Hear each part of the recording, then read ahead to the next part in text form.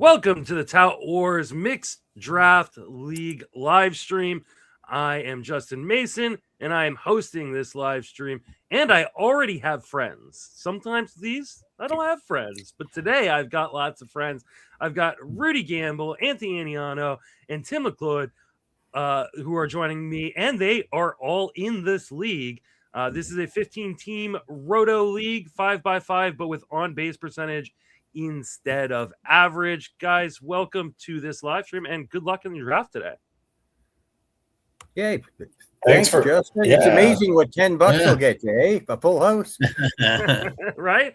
Just when I send the email out on time for this league, like I didn't for the last one, people tend to actually show up. So that's helpful. We are going to be starting here momentarily. I believe there's about 57 seconds left. I'm going to run down real quick who is in this league. And, actually, never mind. The draft has started. Seth Trackman picking first. Shohei Ohtani. Ray Murphy picking second. Aaron Judge. Adam Ronis on the clock right now. Picking third. I wonder who he'll take. I don't know. Scott White on the clock. Ronis picks Juan Soto. Not shocking. Scott White. Yeah, Scott White now on the clock. Bubba Entrikin is going to be hitting fifth. Shelly Verstrate hitting sixth. Mike Gianella seventh. Rudy Gamble going eighth. Can't remember Thorne's first name now. I'm blanking on it for some reason. Every rose has it. There you go. He is ninth. Anthony Aniano 10th. Dr. Roto 11th. Scott Chu 12th. John Legeza 13th. Ryan Bloomfield 14th. And Tim McLeod taking up the wheel at pick 15. Again, this is on base percentage league, not average. So it kind of throws things a little bit. Rudy, how much does it change for you? Do you think people maybe misvalue some of these guys in on-base percentage leagues? I mean, sometimes I think there's definitely a time where people want to go crazy on getting only on-base percentage guys in the beginning, and there's some values. But every year it gets a little better. I think there was a little bit more edge like 5+ years ago but we've got some pretty good drafters here. Right now, this is going chalk. So I'm pretty much have a coin flip here. I can't see. I don't want to say it, but I can't see him going with the sexy pick here. No, agreed, Rudy. So this is. So yes, I got. Yeah, I'm just gonna go with this one. All right. I knew he wasn't gonna go. I knew he wouldn't do Ellie De La Cruz. Yeah. There you go. Ellie De La Cruz, so far we have not seen a pitcher go. So it'll be interesting to see when the pitchers start to go. Anthony Aniano now up. You can make your pick and tell us what you're thinking here. Is this a time for a pitcher? It is, and I didn't want it to be necessarily, but I'm going to do it. I did not expect the first pitcher to last to me at 10. Let's say that. I wouldn't either. In my TGFBI draft, I had pick 11, and all three of the top starters were gone by the time it got to me. Yeah. Yeah, I was expecting to get either Ellie or Rodriguez there. That was my mindset. Maybe even Tucker. So to see Skubal there, too much value to pass up at that point. Yeah, no, it does. This draft, I do feel like pitchers first two rounds don't go as fast as they would in a standard. The assumption, I think there's some signal to it because I think the top players that would go in the first 2 rounds, hitters, are more likely to be good on base percentage than good average. So then you've got so there's a lot of value. I mean, okay. Yeah, I mean, crazy enough. I mean, I have Cal Raleigh 8. I have Cal Raleigh 18. So it's not like. Yeah, it's a little bit of a surprising pick given the ADPs that we see, but we have to remember, like, the ADPs that we see are all for average leagues, right? Like, I think the only site that has on base percentage as its standard one is ESPN now. And so Cal Raleigh, he may not have a great average, but he probably will have a very good on-base percentage.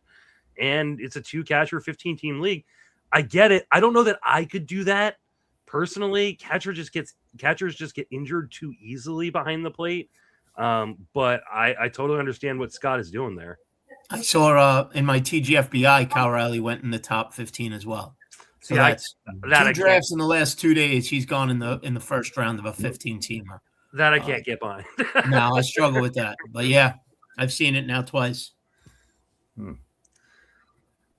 Then looks like Ryan Bloomfield takes Kyle Schwarber, who obviously gets a lot more value in the on-base percentage format because of that high walk rate. So not surprising Bloomfield went there. Tim McLeod on the clock for 2 picks.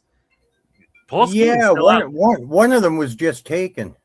In Schwarber. It's got to be Connor Griffin and McGonagall. I mean, you could throw Tommy on there for Tim, right? I mean, Tim loves the imports as well as the rookies. Yeah, oh, there you go. I like that pick, especially in tout where you've got that unlimited IL like that. To me, like I'll take some risks on some injured guys when I've got that unlimited IL right there. All right. Corbin Carroll and Vlad Guerrero Jr. Nice start there from Tim. Still no Paul Skeens, which is a little bit I was about shocking. to ask Justin, do you dare me to do it, Justin, if it makes it to me? I mean, I would, but like I would have taken Skeens probably at the back end of that first round. No problem. There's no way he makes it to you. I think Bloomfield is pulling the trigger right now.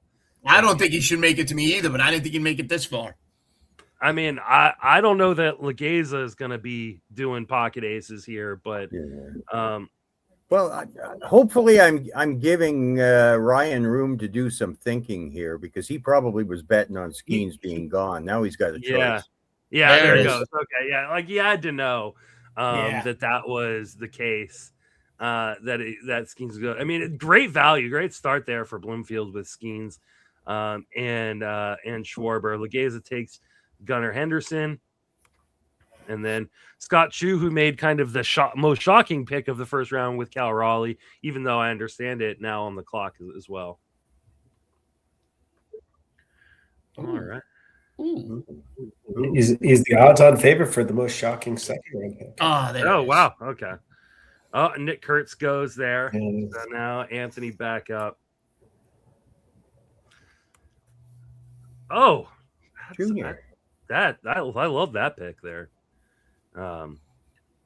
Does anybody else agree with me when I say I find third base to be the thinnest position nowadays? It is. I was on Sirius earlier today on doing a spot for RotoWire, and Jeff Erickson asked me that question, like, what position is the one that you don't love so much, right? That you're definitely pushing guys up, and for me, it is third base. Like I know there is talent at the top, whereas like second base, there isn't really the talent at the top.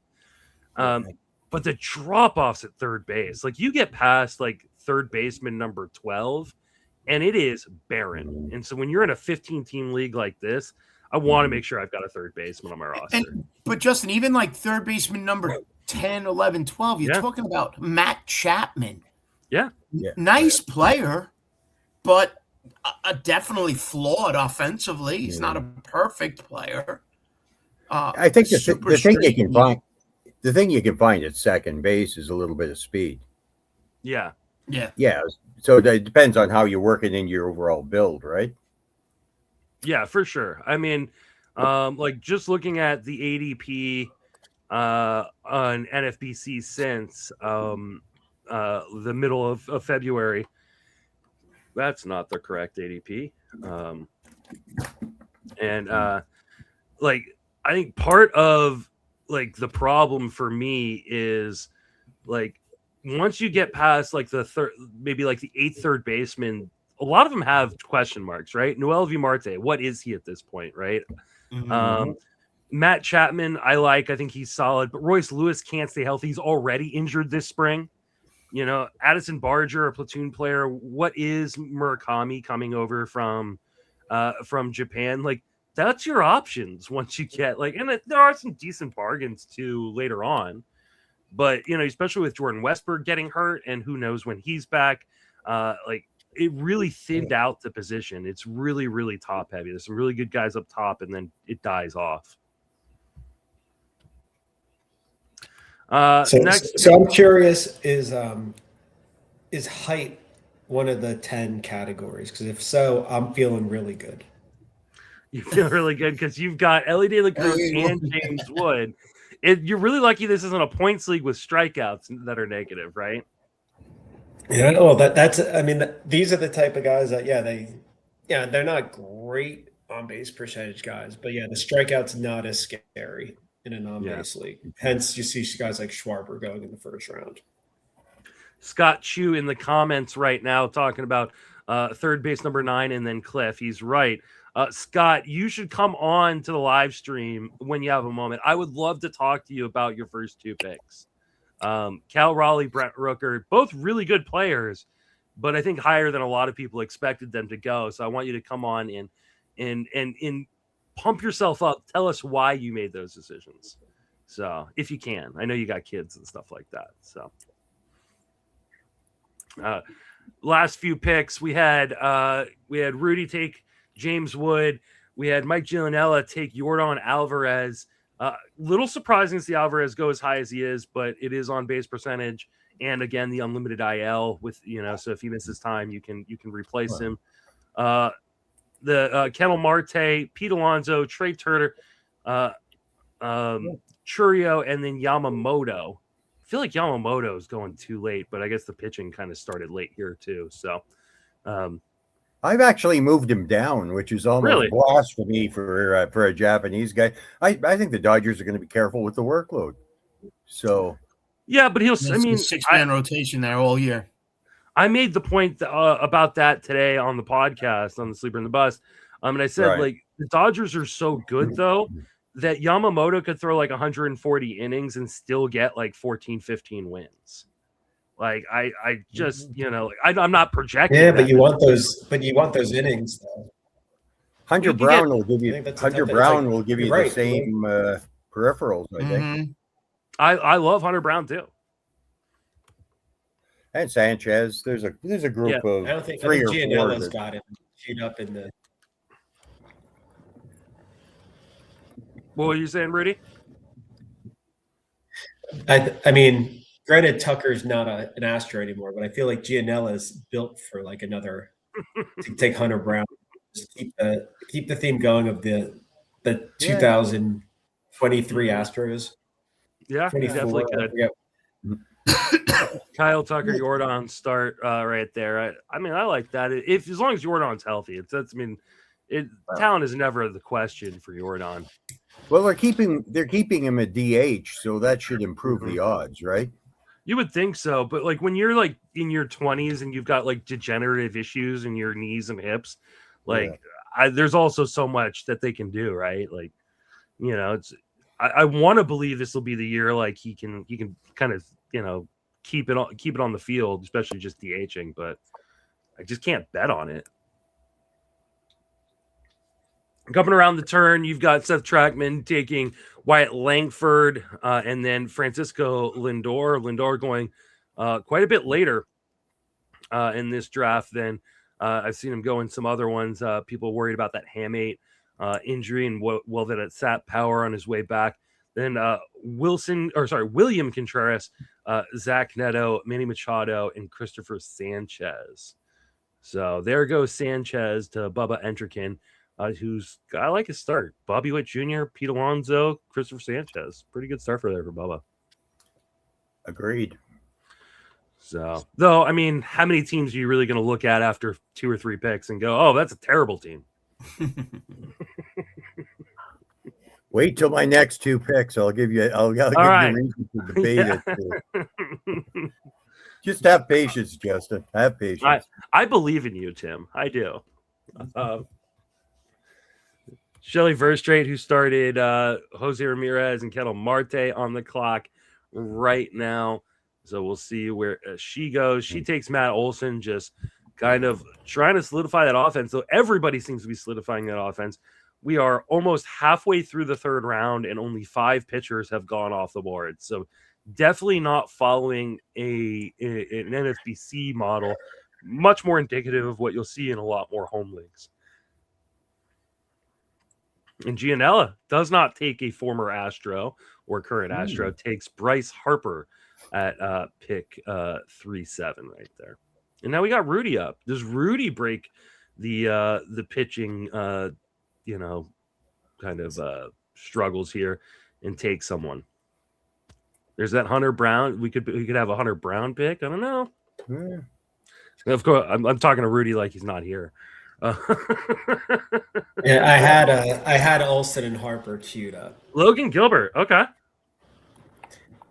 Why Logan Gilbert over someone like Hunter Brown? There's Hunter Brown. I just have him. I just have him ahead of him. I mean, I do like that Seattle home park. No worries about the injury, like the issue with the elbow last year. Think he's okay? I think I'm not too worried, but you never know. And sometimes you almost see that as like, where Hunter Brown pitched the full season, maybe. Well, I mean, coming into last season, maybe the roles will reverse there. Yeah, coming into last season, Logan Gilbert seemed like the safest pitcher on the board, and of course, gets hurt right at the beginning of draft season, or actually right after the beginning of draft season. Yeah, it's maybe like May, I would have been fine waiting, and maybe he even gets back to me in the 4th. I just I think those Olsen and Harper were kind of the last 2 guys I was thinking, and then just the feel of there's going to, so 2 pitchers have been taken. I do think it's not crazy for John or Ryan to take a second pitcher. Mm-hmm. I'd be surprised if they take one right now, but on the 4th pick. So you kind of see it that, so he's the guy I liked. Wu and Gilbert are pretty close on my thing. I don't know. I won't say. I don't like saying names, especially when people listening might be drafting. But guy like Devers was next on my first base, and that just feel we've talked about Justin. I love San Francisco. I hate that park for hitters. Yeah, I do too. I don't want anything to do with it. Yeah, I mean, it's such a tough park, and as much as I love Devers, the underlying skills aren't great to begin with. Like, he's one of those guys that I think at some point will fall off a cliff, which is why I hated that trade for us initially. Not to mention he's a just terrible defender. I don't worry about him necessarily falling off this year. This is an on-base percentage league, so that kind of helps him. But I do worry that at some point Devers just kind of falls off completely. Any guy, having a below 80% zone contact scares the crap out of me. Oh, what to do? So we get Devers and Naylor. We did have a little bit of a starting pitching run there with Bubba Entrican taking Christopher Sanchez at 3-5, Rudy taking Logan Gilbert at 3-8, Garion Thorne taking Hunter Brown at 3-9. Then Mason Miller becomes the first closer off the board at 3-11. And then Scott Chu at 3-12. And then we've got a couple hitters, Rafael Devers to John Legeza and Josh Naylor going to Ryan Bloomfield, which sets up the second closer Tim McLeod just takes at 3-15. And we have completed the 3rd round of action here at the Tout Wars mixed draft. And Tim will be picking on the turn. So he is going to be leading off the 4th round here. I can't do it, Rudy. I can't do it. Can't do what? Pass up on someone? Take Stanley? No, I was thinking of going back-to-back closers just to make a mess of things, but I can't do it. That happened in my Barf League draft a couple weeks ago, where like the guy at pick 1 took Ohtani and then took both Edwin Diaz and Mason Miller at the 2-3 turn, and it set off people. I was seriously thinking about playing games with it, but decided I need the power. I need the power and speed from Rosarina. Yeah, I mean, I hate that strategy. I don't care if people do it. It's just like, to me, it's just like, Yeah. I'm just not, I think that first closer, I get it. Whoa, that Duran. Yes. Hungry like a wolf. I think I like the first pick better than the second, but was it that I think the first closer has a lot of value. I get it in a 15-team league, especially when there's not 30 good closers. Mm-hmm. But man, that second one just, to me, does not have a lot of value if you've already got a great reliever. And that I'd rather just bargain bin. Yeah, you never know when a guy like in the 15th round. Mm-hmm. I feel like the Kyle Finnegan. Aroldis Chapman last year, right? Like, right. You were getting him in 22, 23 when people thought it might be Liam, Hendricks. So there's so much of a better, I feel much more comfortable taking a few shots there than like thinking you're going to get like this great outfielder or something. So I'd rather use these. So the second one, I'm not a fan of. But wow, the picks are coming quick.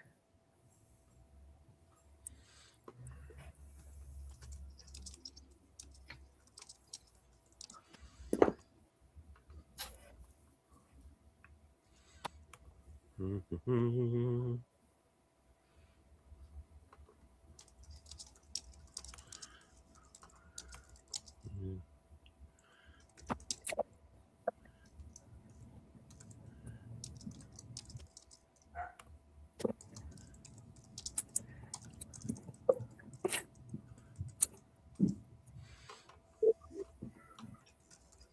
Okay. All right. So we have had a few picks in a row. I love the Duran back-to-back picks. Johan Duran and Jarren Duran both going. Then we get Cade Smith, another closer. So we are getting a little bit of a closer run here. I will not be continuing that run, though. All right. Hunter Green to Dr. Roto. Freddie Freeman, great pick there by Anthony. And then Shea Langoliers going at 4-7. And Rudy says he's about to continue this trend of closers going. No. No, you're not? No. I think, maybe more like.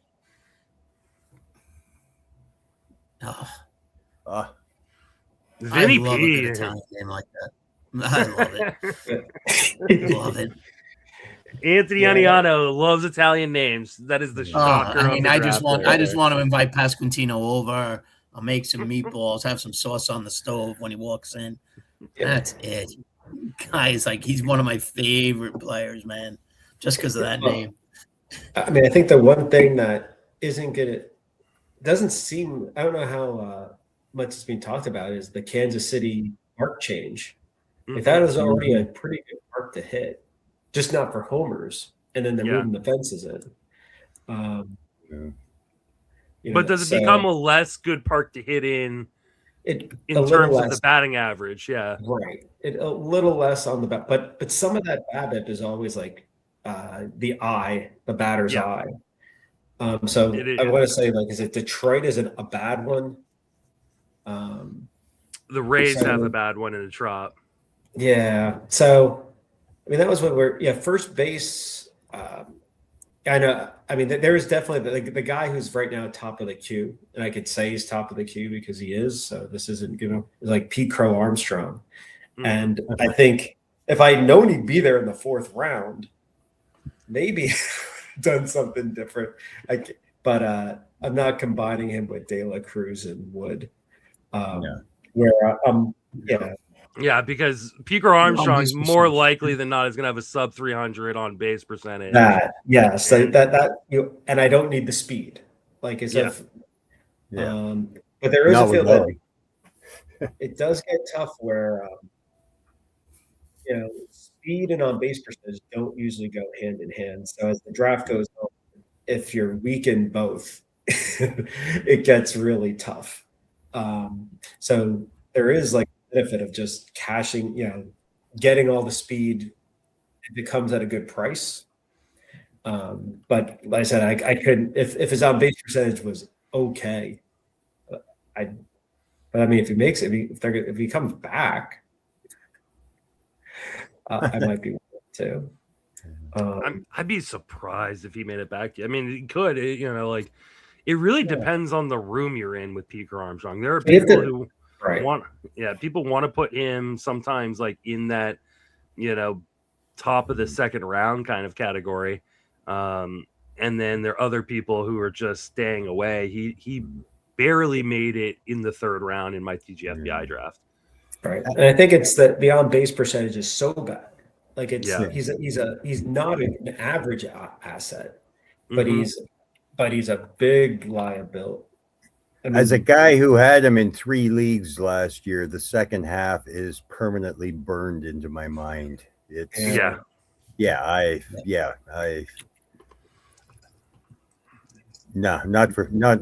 not for me. It may go down as one of the most disappointing 30-30 years a player ever had when you look at his second half. Mm-hmm. Yeah. 30-30, and the Cubs were benching him in the second half. Not often the guy goes 30-30 and he's getting benched in a pennant push.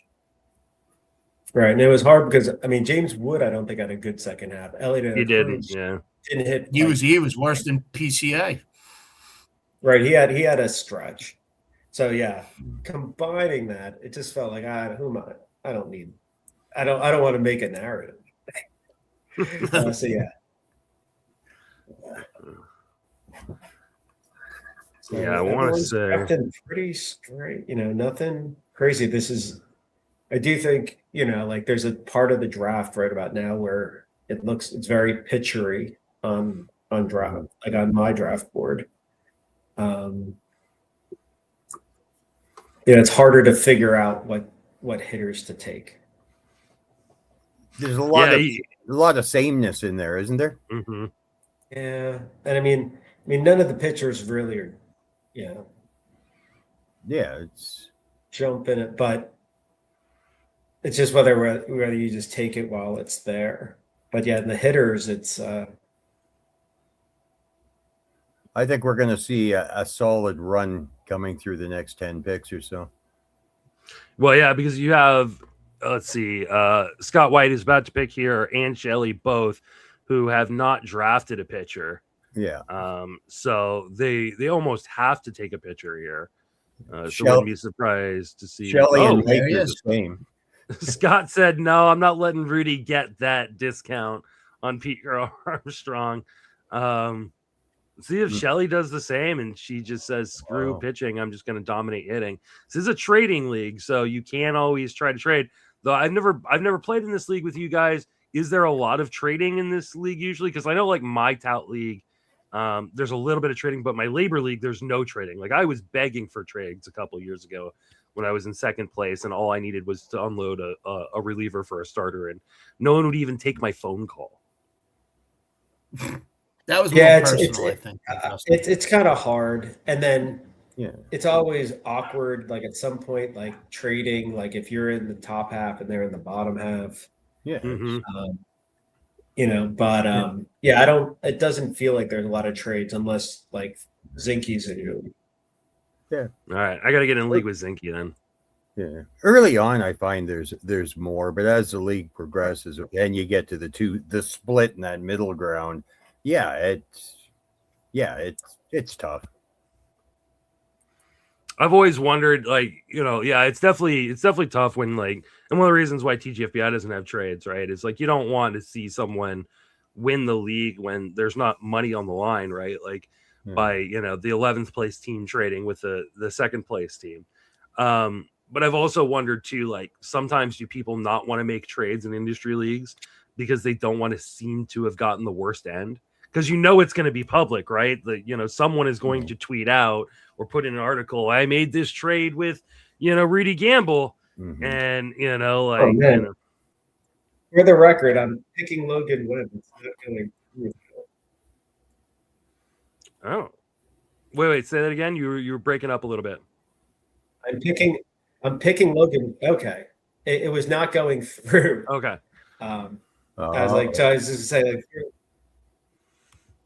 So just making sure it was noted. Yeah, good call, Rudy. That's the right. Yeah, right thing to do. Protect yourself that way. You got all sorts of witnesses.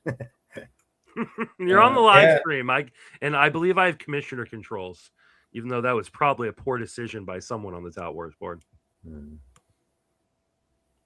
Logan Webb goes to Rudy. Jacob deGrom finally off the board here, going to Gary and Thorne. Freddie Peralta. So we are getting that pitcher run that Tim was talking about, especially because we do still have other people who don't have a starter yet.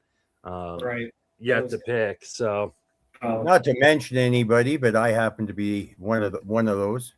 You are, along with Ryan Bloomfield does not have a starter. Scott Chu passes on a starter to take his boy Riley Green. Scott Chu has an altar to Riley Green at his house, I'm pretty sure, and we've had long conversations about that player. He loves him, so I'm not surprised that pick. Oh no, Scott Chu does have a starter though. He has Brian Wu in the third, so okay, he's got himself covered. But yeah, wrapping up the fifth round here. So far, or the last few picks, Riley Green, Drake Baldwin, Freddie Peralta, Jacob deGrom, Logan Webb, CJ Abrams, Cole Reagans. So lots of starting pitchers finally starting to go. This is not like the NFBC world where a lot of these guys would already be gone in like the third, fourth round. We are all witnesses. We appreciate you witnessing. All right, and then right now on the clock, we got Ryan Bloomfield. I'm going to try to guess Ryan's pick here. He already has Kyle Schwarber, Paul Skeens, Josh Naylor, Johan Duran. Oh, he picked before I had a chance. He takes Willie Adames, adding another offensive piece. Now we get Tim for two. Tim, one of the teams without a starting pitcher. Only, I think, one or two other teams still without a starting pitcher. Other than Tim, both Seth Trackman has David Bednar, but no starters. And Scott White went 5 straight hitters to start off this draft. Hoping to just dominate offense and then figure out the rest later. Tim takes Dylan Cease, getting a workload horse right there. And then does Tim take another starter, or does he move a different direction here? That's another starter. I'm just determining which one. Interesting with Scott White that like I said, I mean, the P. Crow Armstrong thing. You just had this, like if you go with the thing that the second half was a fluke and maybe he does it again, but the whole play was speed, and he has so much of it already. Yeah, that's where I went. Like, I mean, because Acuna, there is the upside's amazing on Acuna if he's. But you already had Terang and Turner. Like, I don't love that fit, especially with the starters that were on the board right there, or the relievers that were on the board. Like, I just feel like he would have done that. Yeah, I didn't mind. Yeah, I wouldn't have minded. Yeah, I mean, obviously, I know the closer. I went 2 starters, but it was just pretty obvious that there's gonna be a lot of starters off the board. We'll see what comes back to them. I think I'd say like in this range. There's like 2 or 3 I still like. Yeah. But I might have wanted to go 5, 6 on them. What I found one of them's looking to last year, there were only 23 starters that had 180 plus strikeouts. So if you're going into a situation where you're not ending up with any of that top 23, top 25, how do you compete in strikeouts? You're ruling yourself out of that race right away, right? I mean, the only way you can do it is volume, guys. Unless Scott just hammers pitching here for like the next 4 rounds, he's gonna be in some trouble, or need to get find someone later that just pops off. Yeah. And there goes Yuri Perez, Raciel Iglesias, and Jackson Merrill, the last 3 picks. Anthony, you're the one who took Raciel Iglesias. Any worries that he could lose that job with the signing of Suarez? Oh, if it's a little bit, I'm not going to lie to you. It is a concern. I mean, he was so good down the stretch, though, right? Sub 2 ERA, 1.96. Starting, what was it, like sometime in June? So he's if he gets off to a poor start, I think you have to have that concern. But again, we've been talking about the second halves of players, right? Right. Pete Crow-Armstrong, second half. James Wood, the second half. If they're going to be bad in the second half and we're going to de-emphasize them, don't we have to kind of emphasize the second half or whatever it is when a player pitches well, like Iglesias did? I mean, I'll sign up for a sub-2 ERA, and that's what he had down the stretch. And I think Atlanta is significantly better this year than they were last year. I think last year was just a lost season due to all the injury.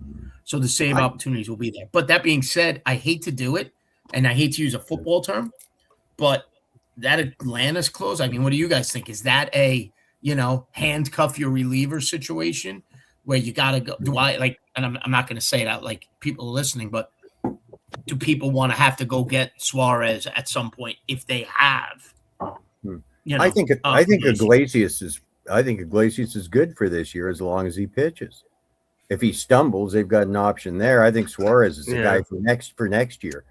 Yeah. That's my thoughts anyways.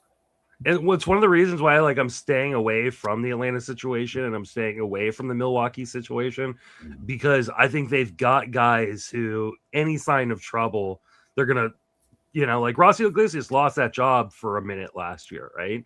They didn't have a Suarez to go to, but they do now, right? That's what scares me. And I hate having to invest in a handcuff early.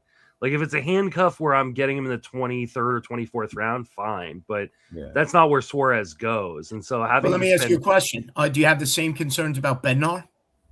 Bednar got sent to the minors last year by Pittsburgh. Yeah, I have less concerns just because I think with the Yankees he was great. But I also haven't been drafting Bednar. I'm almost always prioritizing a guy in that third, fourth round area, getting the Mason Millers, the Edwin Diaz's, the Munoz, the Durans kind of guys. And if I don't get that, then I just wait for a while. You said there he is, Tim. Who are you talking about? Oh no, my better half just strolled behind. I was saying that there she is as she strolled behind me, guys. Oh, okay. I thought you were saying that about a player. No. Well, no comment. So there's, I think Luzardo, I think was I had him as the top pitcher, and I would say he's kind of toward the end of that tier. Luzardo scares the crap out of me, to be honest. It is. That's why he's that's why he's at the bottom. Yeah, I see the vision, and I think we saw the vision at points last year with Luzardo. The problem for me is one, the long history of injury issues, right? They didn't pop up last year. He was healthy, 183 innings, but he only threw 66 and 2/3 in 2024. Prior to the 2023 season, when he threw 178, he struggled to get to or over 100 innings. And then you add in the fact that he has these unbelievable moments or stretches, and then he has these unreal bad stretches where he's either tipping pitches or just can't get his mechanics to repeat properly and can't find the strike zone, or is just too wild within the strike zone. I don't like that kind of pitcher at the top of my rotation. If Scott had again taken a different pitcher last round, right? If Scott had taken Logan Webb and then gotten Luzardo, I'd love that, right? Because the upside of Luzardo with the safety floor of Logan Webb. Having Luzardo as your number one, I mean, unless he comes around here and takes a Framber Valdez, I think Framber's still around, right? Well, we know who he roots for. I think you got to go Strider to get a little bit more of a stability. Are you not worried about? You're not worried about that? Yeah. Okay, I was just making sure. Oh man, I wish I had the camera. I wish I was looking at the camera. See if you guys actually thought that. I started to, and then I could tell real quick. I got real nervous there for a second. Yeah. seeing that. So that's for me like the problem with this kind of strategy that Scott's doing. Not to say I love Scott. I think he's a really, really good fantasy mind and player. But when you're gonna go all offense like that, even like what Shelley's done right here, right? Like you're gonna go all offense to start off your draft. I really want to see like a safe starting pitcher, right? Like I want to see one of those Logan Webb types, one of those Framber types, a guy that I really feel is going to give me volume that I'm missing from going offense the first 4 to 5 rounds. And there's a couple guys there that'll do it. Yeah. And they definitely could. I don't love. We'll see what Scott does here. Maybe Scott takes Framber and right here and just goes, okay, there it is. I got my upside with Luzardo and kind of my floor on a good team with Framber. Or maybe Shelley does something like that. But am I remembering last year correctly? Am I remembering last year correctly? Because I have Luzardo. Lights out. It was good last year. And hit a funk hard. Yeah. Right? Am I remembering that? And then settled down. But there was a patch in the middle of the year. Oh, there we go. A couple of starts where he wasn't getting out of the second inning. He was giving up runs. Am I remembering that right? Yeah. I remember that. He was like one of the best pitchers in baseball in the month of April, had a 1.73 ERA. From May until July, he had a 5.5 ERA, or pretty close to 5.5 ERA. Yeah. And then in August and September, he was great again. It was a 3.12 and 3.21 ERA to end the season. But I think that is who Luzardo is, right? Like he's gonna be one of those guys who has these pitch tipping issues, has these mechanical issues, and then also gets hurt. He didn't get hurt last year, but I just think it's a lot of risk, especially as your number one. And Scott White does exactly what I said he should do, which is Framber Valdez. So he went in and kind of tried to fix it right there. Mm-hmm.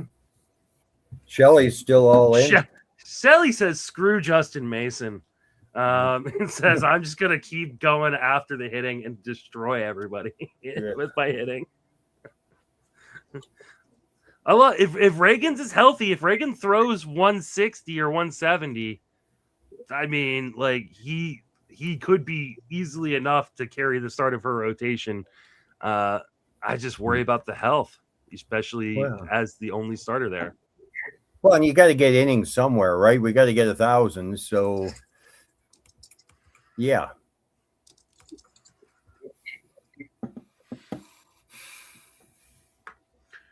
So that's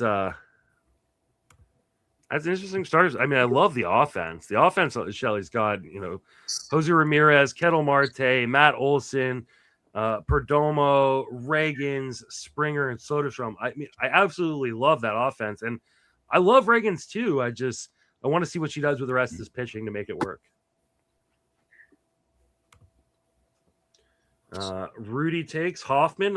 Rudy, I like that pick. I think Hoffman is underrated this year. I think people are pushing him down the board in a world in which every relief pitcher is overrated and drafted right now. I feel like Jeff Hoffman is one of the few that's not.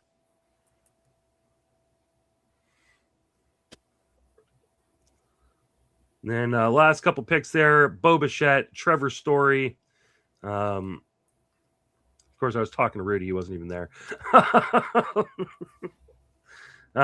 Picks, like I said, Jeff Hoffman went to Rudy Gamble. Mike Gianella taking Pete Fairbanks. Gianella, here we go, has 5 offensive players and 2 closers, no starters. I didn't even notice that because of Munoz. But Gianella yet to take a starter as well, which is interesting.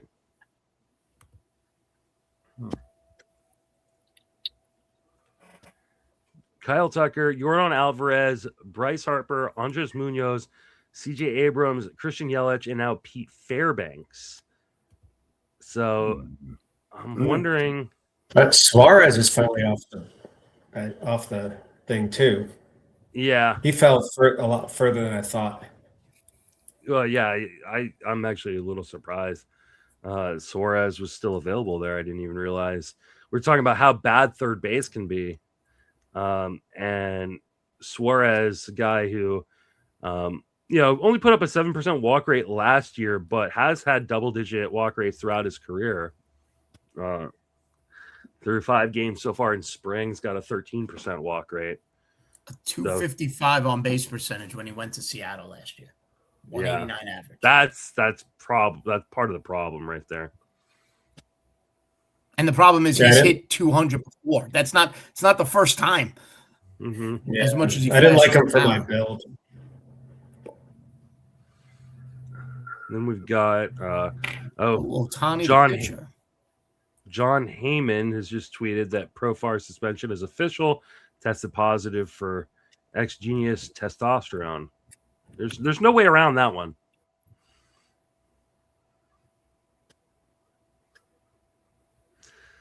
How do you guys evaluate Shohei the pitcher? I don't believe him getting more than 75 innings. I think they're going to give him as many innings as they can. I think they will. I think he will probably throw 130 innings. They'll just skip him, a fair amount to make sure he's kind of saved and ready for the postseason. I just don't love drafting a guy like that because I don't know. There's nothing more frustrating, especially when they use him as like the Sunday starter, right? Like then being like, okay, I'm going to throw him in my lineup locks, and then finding out that he won't be the Sunday starter because they've pushed him or just skipped his turn in the rotation. And so I just find those guys really frustrating to roster, especially in weekly format leagues. So I tend to not. What about you guys? Are you guys interested in Shohei the pitcher at all this year? 120 good innings. It's still only 120 innings. Yeah. I think that was a lot earlier than I would have liked.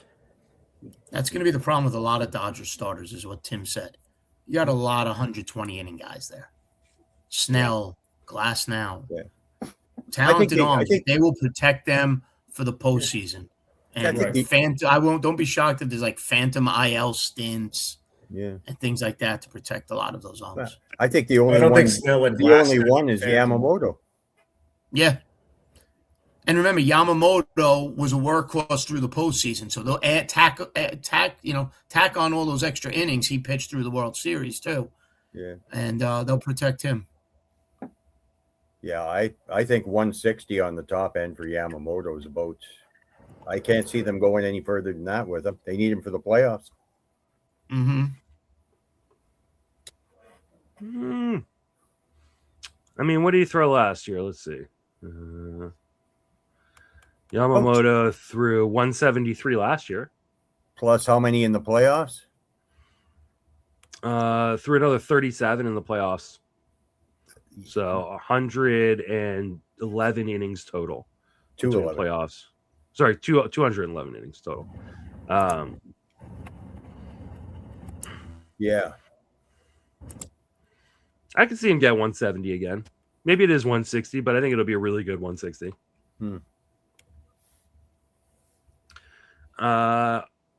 Getting a little bit of a catcher run here. You got Hunter Goodman and Sal Perez go in between Wilson Contreras, who was a catcher, no longer a catcher. One of my favorite pitchers this year then goes Nolan McLean. Nolan McLean going after Jacob Mizorowski, which is an interesting kind of fall on the board. Jacob Marcy goes at 8-2 to Ryan Bloomfield. The Marcy hype is real, and I'm here for it. Then we get Rudy taking Nick Pivetta, his third pitcher. Yeah, I think I like the Marcy pick. He was definitely was in my queue.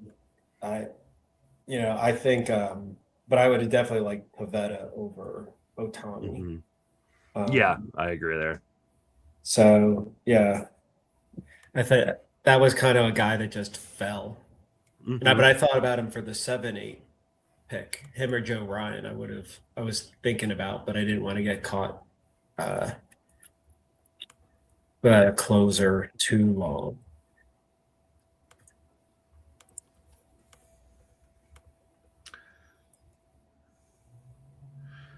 Paul pushing back on Luzardo take. He says that Luzardo, it was 2 disastrous starts, which allowed 20 earned runs. He was great in his other 9 starts. All right. Right. It was, yeah, and I think they were 2 starts you couldn't get away from even. Like it. Yeah. I do. It's your bad one could just be at Colorado or like, but when it was like, I remember it was just like, oh, and then you probably had to sit him the third one. You couldn't go 3 in a row.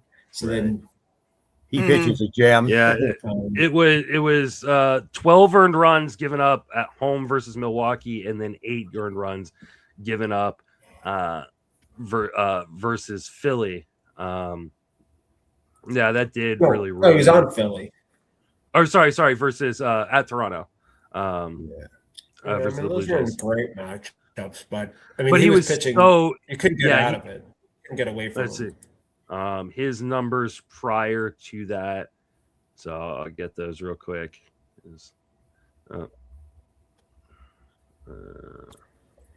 His numbers prior to that, he had a 2.15 ERA with 67 innings, with 77 strikeouts. So like he was the best pitcher, or one of the best pitchers in baseball through his first 11 starts. Gets absolutely just shellacked in those 2 starts, and then from June 11th on, he had a 3.57 ERA, 133 strikeouts in 111 innings.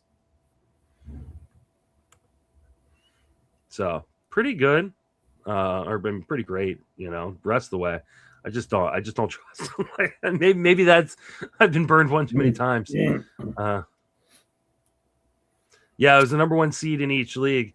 But though at that point we didn't realize how good Toronto was going to be, right? Toronto starts getting going around that time, and so, but like you're not sitting a guy who's pitching that well at any point, right? Like you're going to roll with it and hope you don't get tagged like that.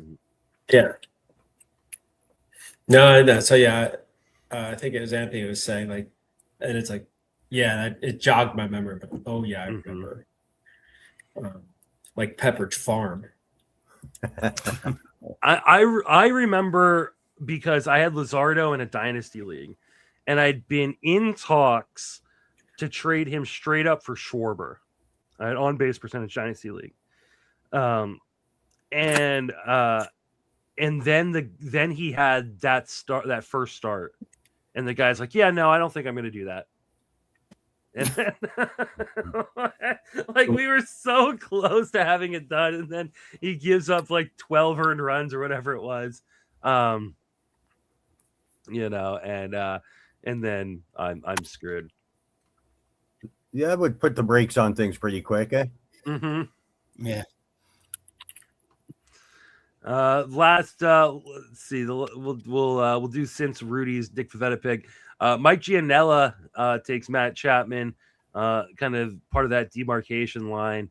Ian Happ goes to Shelly Verstraete, Bubba Entrekin, Kevin Gosman, Jose Altuve to Scott White, who has decided he is done with starting pitching now that he's taken 2.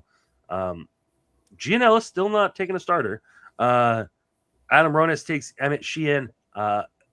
Ray Murphy takes Alex Bregman, who in an on-base percentage league feels like is probably gone way too late, especially with the pitfalls at third base. Sonny Gray and Adley Rutschman on the turn for Seth Trackman, and then Ray Murphy takes Dennis Santana, and Adam Ronis just took Ryan Pepio.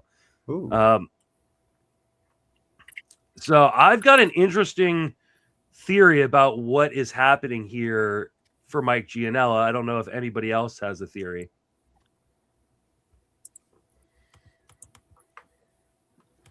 No, I'll take that as a no. I think Mike Gianella is not going to take a starter.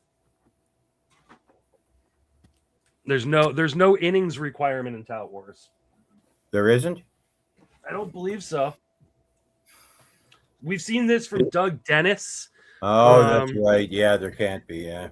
Right. So in AL, he won it a few years ago. I don't think we've ever seen it, as far as I know, in the Tout Wars mixed draft.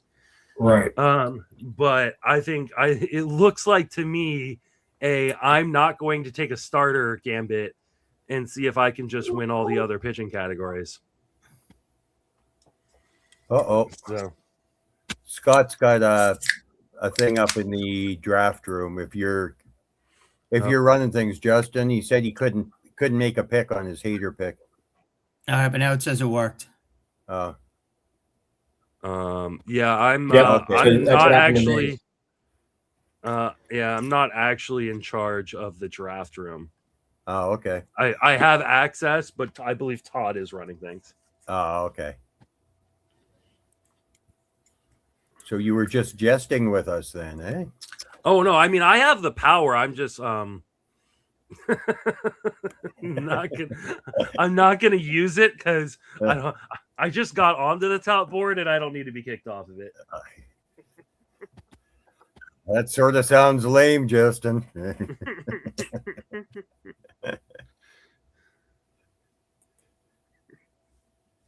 Good old Mike Trout. That always seems wrong, doesn't it? When you see him going in the 9th, 10th, 11th round. Yeah. It's right, but it seems wrong. I feel like this is the year to gamble, right? Yeah. Some good catcher picks lately. I would have liked one of them. So it's a little wonky, but surprisingly really good for on base percentage. Mm-hmm. Even though it's going to be, it might be May before he, might be June. You might have to wait a couple months, Rudy, but I like the pick. Mm-hmm. Yeah, I like that too. It is tough to beef up on base percentage. Yeah. Yeah, if you don't have it, you dig yourself a hole. You ain't going anywhere with it, are you? So he's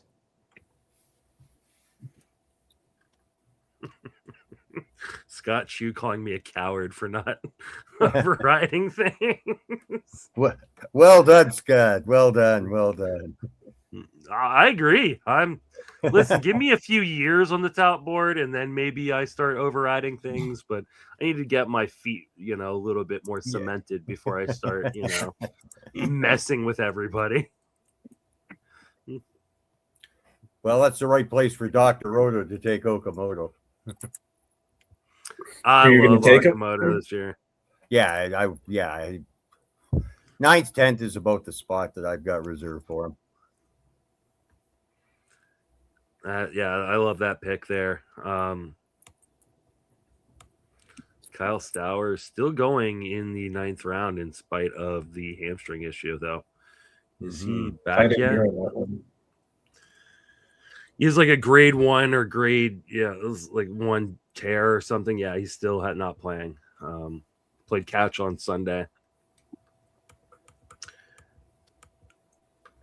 So we'll see.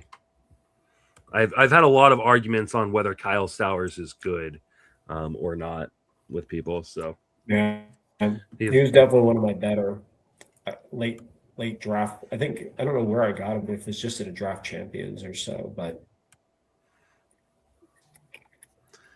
I do not trust those contact skills at all. I think he'll overpower. I think that batting average might crater. A lot of the projection systems agree with me, so expected return in 1 to 2 weeks. All right, last few picks there. Yeah, in 9th round just doesn't feel like the right spot for him there. Kenley Jansen goes to Gary Thorne. Michael Harris the second to Aniano. Dr. Roto takes the aforementioned Okamoto.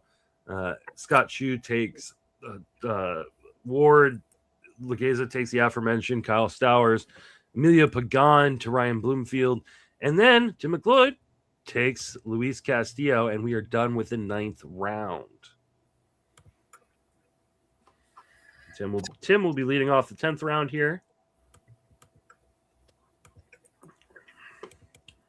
Interested to see who Tim takes. Tim already has 3 starters, 1 closer, and then 4 hitters. So I'm going to guess hitter here. The question is, which one? It's probably early, but I like this guy a lot. Ah, there you go.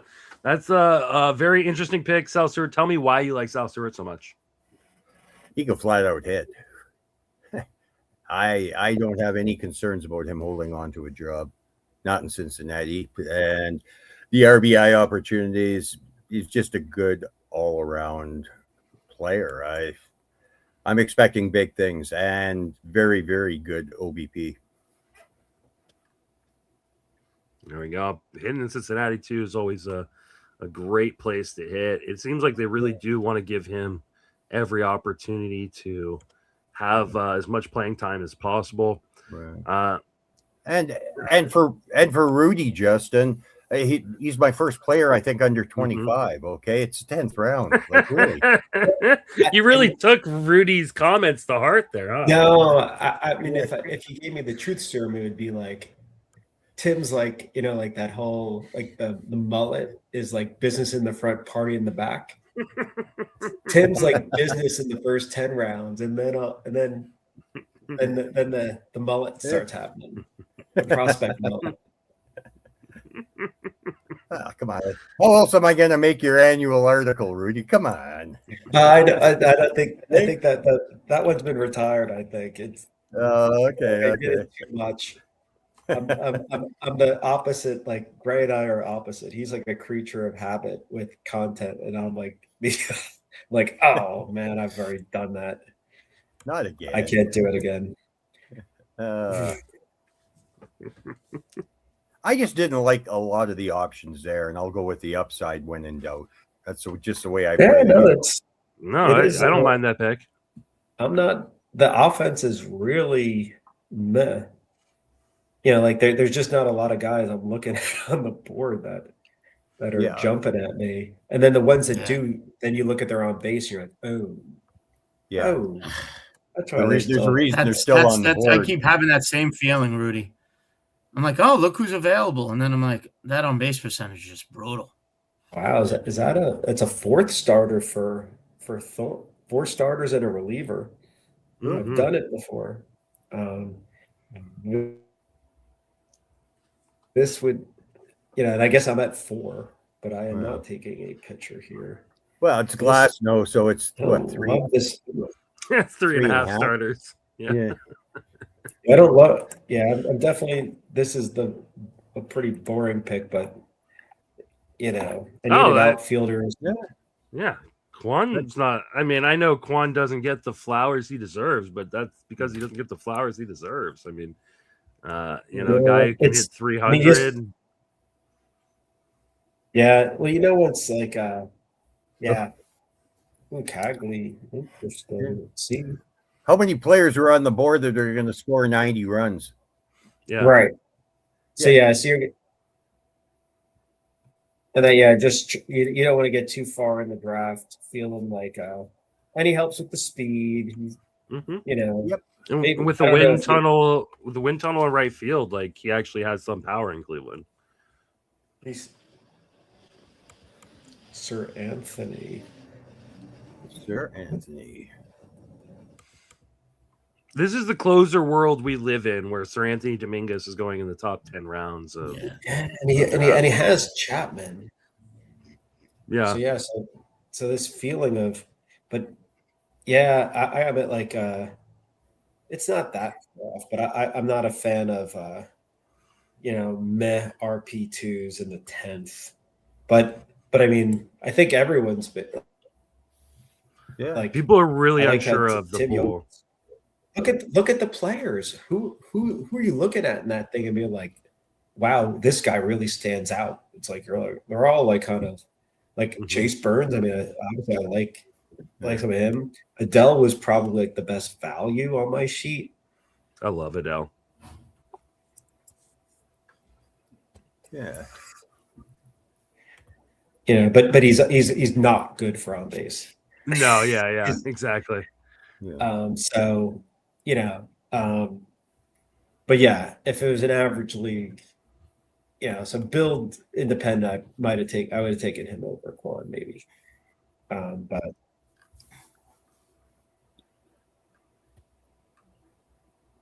what else? Strider and Bradish.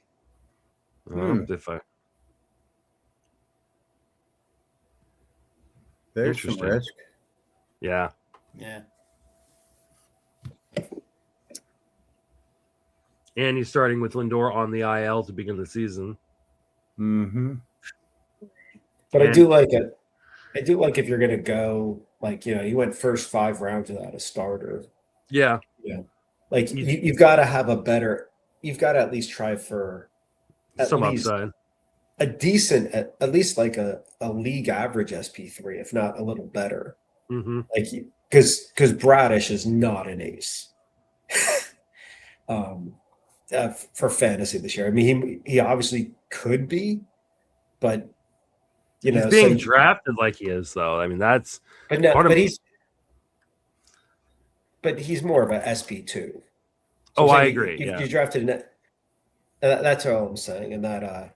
But a lot of this is just bulk, and who knows who's right. Mm-hmm. So that's how I kind of think of building. Like, you're giving yourself a chance if you've got like if you bulk up on the pitchers. Yeah, coming out without 3 in the top 3 out of your first 10 is a little.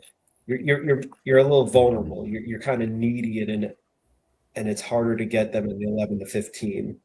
I mean, I do like the Michael King pick. I drafted him in my Harf and in labor. Michael King is a Bubba guy right there. He loves. Yeah, I like that pick. And Mike Gianella, I bet will take an offensive player since I know what he's doing at this point. Yeah, I would think that's now a safe pick. Yeah. Oh, and he tricks us because Ryan Walker takes the reliever. Right, so he's going to go 9. Okay, I mean that's it's a good strategy if you're the only one who does it, right? If someone else tries to do it, it's a problem. And you really got to hope. Like, my only problem with this is honestly, if you're going to do that strategy in a draft and an auction, it's almost easier to pull off. Because you can take like 2 of the top tier closers. I'd almost rather see him, having seen him take like Mason Miller in the 3rd and Andres Munoz and lock up like 2 elite save guys and then do this, as opposed to P. Fairbanks and Ryan Walker. Though I like both Fairbanks and Walker, so it's not a bad construction. The problem, Justin, if you take a look at his team and the build, he doesn't have enough speed. He's going to have to find some quick, like real quick. Well, he's got 30 from Abrams. He's got, probably 25 from Tucker. Yeah. And that's it. Yeah. Yeah, you're right. He's going to need more speed. He's going to need a lot of it. He's going to get that speed with a very low OBP. He also has a lot of injury risk with Yordan Alvarez, Christian Yelich, and Mike Trout on this team as well. Mm-hmm. So I love the idea, and I love kind of doing a different gambit that you can try to exploit something within your draft. And like I said, we've seen Doug Dennis, I think, win tout AL twice doing this. Yeah. It's definitely more of a 12-team ALNO only strategy. So it's interesting. It's going to be fun to watch. Yeah. Play out. Yeah.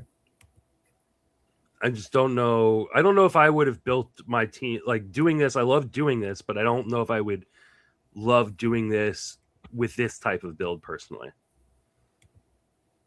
I kind of agree. It's always like, if I'm going to do this, what does it get me? Yeah. And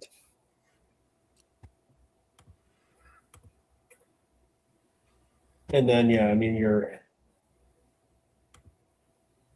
mean, you've just got to crush it on offense. Yeah. Yeah. You have to win. You pretty much have to win every other category. And I think Tim's point of Mike not having enough stolen bases at this point is a really good one to make. You can make up stolen bases later, but it typically comes up at huge deficits in other categories, and you don't want to do that.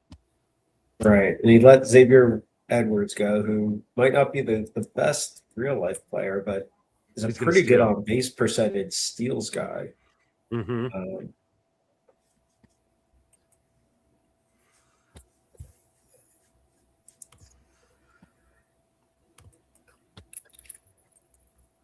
All right, last few picks since that Ryan Walker pick. We've got Noel V. Marte going to Rudy, Jonathan Aranda going to Gary and Thorne, Anthony Aniano takes Cam Schlittler, the aforementioned Xavier Edwards going to Dr. Roto, Scott Chu takes Amai, John Legeza takes McGill, Ryan Bloomfield taking Nathan Eovaldi, that is a Ryan Bloomfield guy, and then a turn of Dansby Swanson and Abner Uribe going to Tim. Really interesting taking the other closer in Milwaukee, Tim, after John takes the perceived first closer. Do you think Uribe will be the guy in Milwaukee? I would take him before McGill. McGill had PRP shots in the offseason, and let's face it, I don't think McGill has ever in his career made it for a full season. In Milwaukee, they're talking about a full-blown committee, and the peripherals from Uribe are great. The strikeout numbers are great. I've been taking him before McGill, and I'm happy to get him there. Nice. 10 to 15 saves is all I want, and 100 strikeouts. Rudy, talk to me about your pick, because Marte is one of the guys that I really, really struggle with this year. Like, I don't know what he is at this point. He's missed so much time with injuries, a suspension. Then he's had uneven performances in the majors. Sometimes he looks like he could be the second coming, and the next time that he isn't necessarily a major leaguer. So why are you in on Marte taking him where you did? Man, I'll admit I like the third base outfield eligibility. He's got the power, speed. He has potential on both. It's just the hope that he kind of figures it out. So at this point, they're just, I wasn't wowed with what was on the board. So he was pretty high up on my board. Now feeling like I've got I only had one outfielder in the first 9. So gives me a little more confidence there. And one more speed play. So now I think I'm pretty open to drafting whatever right now. Not that I was that constrained there, but it's a good time to be in this part of the draft and and feel like you could just take best player. Yeah. Scott Chu says, "Oof, that hurt, Tim." I don't know which player he's talking about, but clearly Tim did not, or clearly Scott did not like that you sniped him somewhere on that turn there. Yeah. I like Dr. Roto's pick of Kyle Teal. It might be a bit.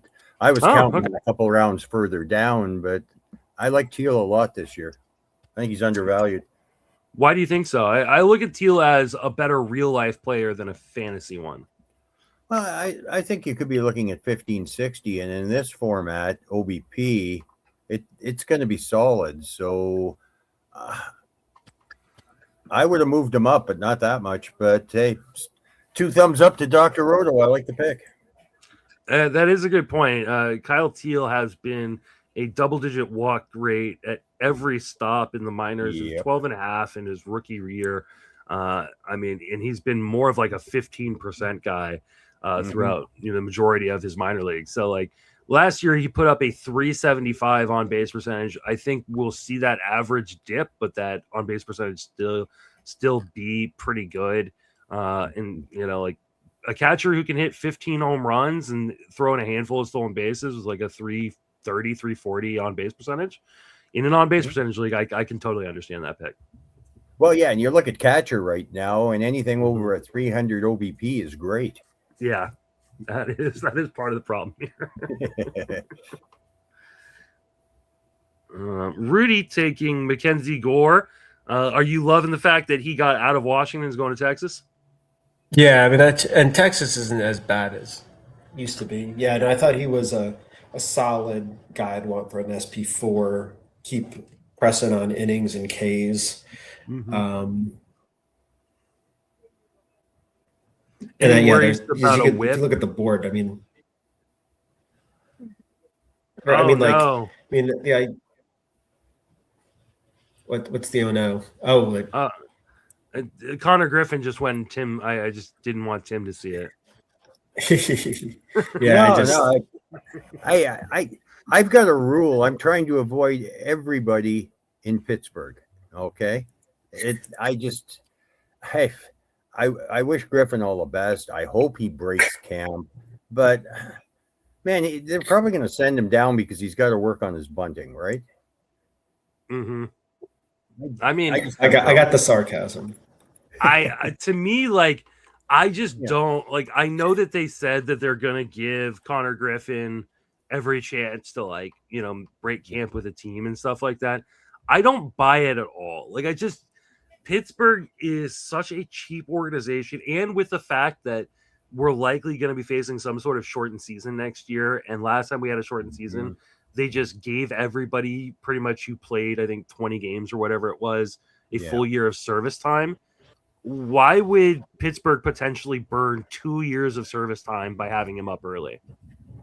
Yeah. I just don't see it happening. I don't either, Justin. So as much as I know people are really excited, he hit the 2 home runs on the first day of spring training. I just can't buy it. Now, if they say he is going to be up, that's a different story. But yeah, if they announce tomorrow he signed an 8-year extension for 100 plus mil, that changes the game in a big way. Yeah, absolutely. I just don't believe that's what we're going to see. I hear you. So I get yelled at in my Fangraphs comments all the time for that. Because I'm the one ranking shortstops for the Fangraphs staff, and I haven't moved him into my top 30 shortstops, and people get mad at me. Yeah, no, I don't. Well, this would be my. Remember what we were saying about, like, at the 12th round, I think it's totally fine. I don't know what he would be for on base percentage. The question would be, like, that would make a lot of sense for Mike's team, where we were talking about, I don't know about his speed. Not Scott White's team, who has Pete Crow, Armstrong, Duran, Acuna, and Trent Turner. You can only get 15 points in steals. Is there a bonus? Is there a bonus for 350 stolen bases? I don't know. So that's the thing. And so there's definitely times in drafts where I'm like, man, I'll say, like, me taking Austin Riley at 6'8" and Bregman was there at 8'8". That wasn't not the best by me. There might have been a little bit more value, but I didn't take Bregman at 8. Yeah, exactly. So I'd have been like, oh, Connor Griffin. It's like when a guy, I feel like Pavetta was pretty near top of my board for 15, 2 rounds, where it's like, okay, well, if you're going to keep him there, then we'll take the value as my SP3 there. So I would have definitely would have waited longer, but. I mean, and he has a shortstop, so now he has a second baseman, so that he's only as your MI. Yeah. So, and he has an MI unless he's going to play Altuve in the outfield. Right. Now, there's a guy I like better than Griffin is Weatherholt, especially in this format. I did, yeah. In a redraft league, I'm taking Weatherholt every time because I think Weatherholt is up day one. Or at worst is up at the end of April. There you go. Gianella fixes the speed problem by drafting a guy who will either get him 100 stolen bases or no stolen bases. That's about it. I would have bet on that pick coming up. Would have bet on it. I don't like rabbits. One category players is the way to make sure you do not have enough in that category, because all it takes is one hamstring pull, and Chandler Simpson has already dealt with a hamstring issue this spring, and all of a sudden you can't find 50 stolen bases on the wire. Yeah, I lived the Juan Pierre years. Yeah, exactly, right? Billy Hamilton years. Yeah. All right, Rudy Gamble up. Interested to see who he is going to take here. Lawrence Butler. I feel like Lawrence Butler all of a sudden. I know he's hurt right now, but I believe he's going to be ready to play games here shortly. I don't love. I mean, I just took what I thought was value. I think that is good value. I'm not even a big Lawrence Butler guy this year, and I think that's good value.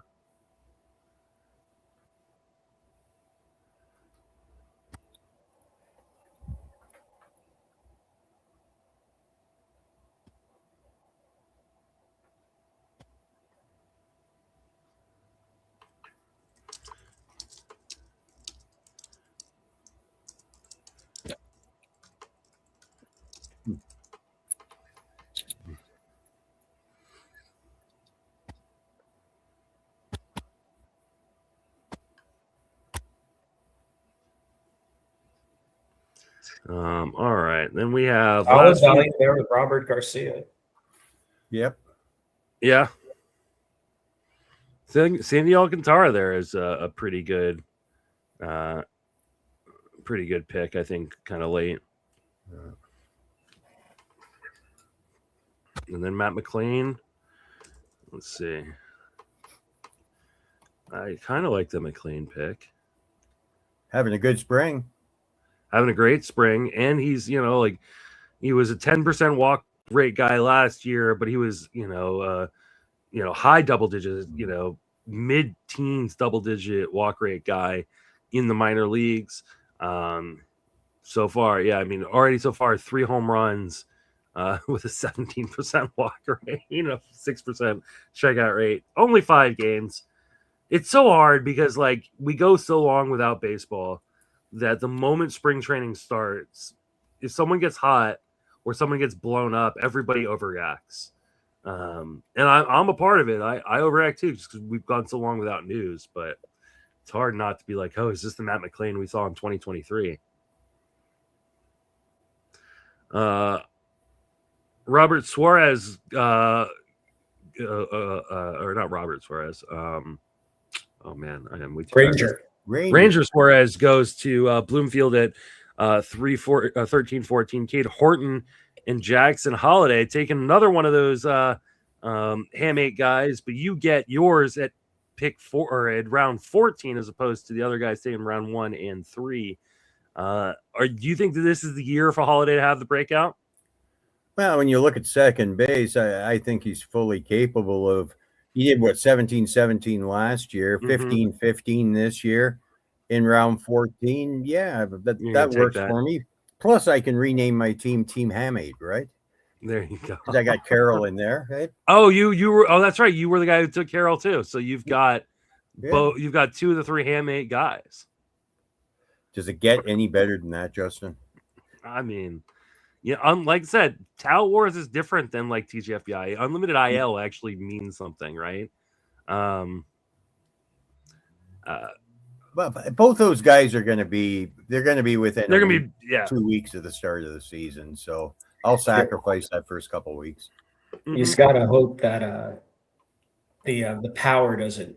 I think that's always been the issue with the Hammett bone, that it's the power. The first couple of weeks. But it's not a real issue for Holiday. And then even for someone like Corbin Carrier, like, okay, well, how about you run in the beginning? Yeah. And that was the argument I made on the Sleeper in the Bus with Carroll was like, we have seen him be a first-round talent without a ton of power. And it's not like they're having these injuries in the middle of the season where you're going to miss, the 4 weeks with the surgery and recovery. Plus, then you're going to be less powerful when you come back, right? Mm-hmm. You're going to miss most of the time is spring training. And if you're a little less powerful, April, you'll make up for it in the summer. Yeah. Yeah, he's in a good park to hit home runs, too. Yeah. Addison Barger, another one of those polarizing players that some people love, some people not so much, going to Gary and Thorne at 14-7. Brandon Lau went to Anthony Aniano at 14-6. Edward Cabrera, if he's healthy, maybe a really good player for Dr. Roto at 14-5. Ezekiel Tovar, 14-4 to Scott Chu. Trent Grisham, who we had a little bit of a disagreement on Sleeper in the Bust, and John tweeted at me that he liked Trent Grisham this year, takes him at pick 14-13, and then 14-2 was Xander Bogaerts to Ryan Bloomfield. Otto Lopez at 14-8 to Rudy Gamble, Mike Gianella, Cedane Rafaela at 14-9, Gavin Williams. I really felt like the Gavin Williams hype was going to be huge this year. It just has not been. And then Dylan Cruz to Bubba Entrican at 14-11. Like that pick, Rudy. Scott White on X, and he is fully on tilt. Well, now I've got to go check this out. Why is he on tilt? Trying to get his. I mean, he wanted Dylan Cruz to fortify his speed. Oh, okay. I mean, yeah, maybe I don't know. Yeah, they. I kind of after looking at the board, I was like, oh, I probably should have taken Bogaerts at 13. But I do like middle infield is tough in this format. Having a second base shortstop, having dual eligibility there is kind of nice. You know, I do find I tend to always have some guy on the bench who's multi-position. But I do think Lopez might be one of those guys that ends up getting more time than he probably should in the meat of a lineup. Yeah, and that just helps. Counting stats kind of just find a way to accrue. He didn't stick out on base. That was obviously I was looking at it. Oh my god, Scott White very upset about how fast the first baseman were going. The who? The first baseman. He was really upset. But Aranda going, Spencer Torkel's going, Burleson going, Sal Stewart going. And so he felt like his offense was going to be in a bad spot, so he took the biggest swing, and that's why he took Connor Griffin at 177. Yeah, just like that Rolling Stones classic, you can't always get what you want.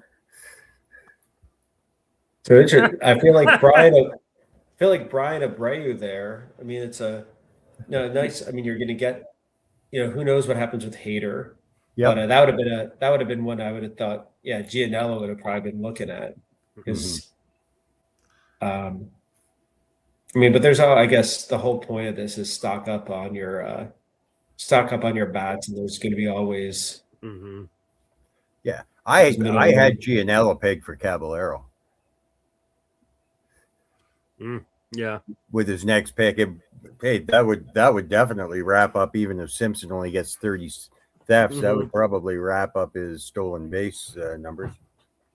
And it's CJ Baseball making the point that I shouldn't knock Gianella because Simpson, or I shouldn't knock Gianella for Simpson because Gianella has more guys who can steal 40 bases than the guys who throw a pitch to start a game because he doesn't have a starter. I mean, I love seeing someone try to pull off a strategy like this. Yeah. I can almost promise you I'm going to do something crazy in a draft this year just to see how it works. It may actually be this Saturday. And you now have a model for it, don't you? Well, I'm in the labor mixed auction league that drafts this Saturday. So I think that's my first opportunity. Though I'm not really in a draft where I could do this. Like I'm definitely in an auctions where I could. We'll see, though. I'm not.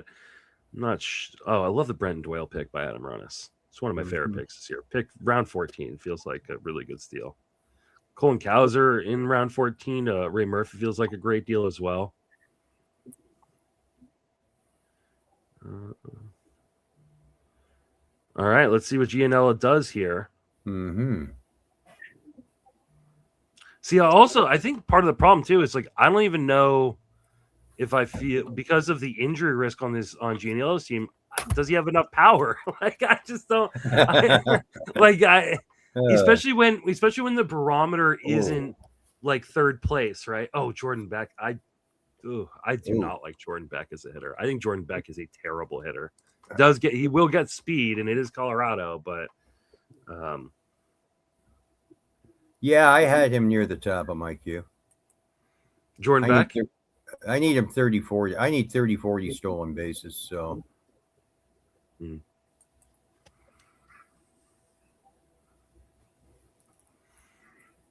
Yeah, I look at Beck and what, like, I think people kind of forget, like, he had that barrage of homers, like one weekend, and then virtually didn't really do anything the rest of the season.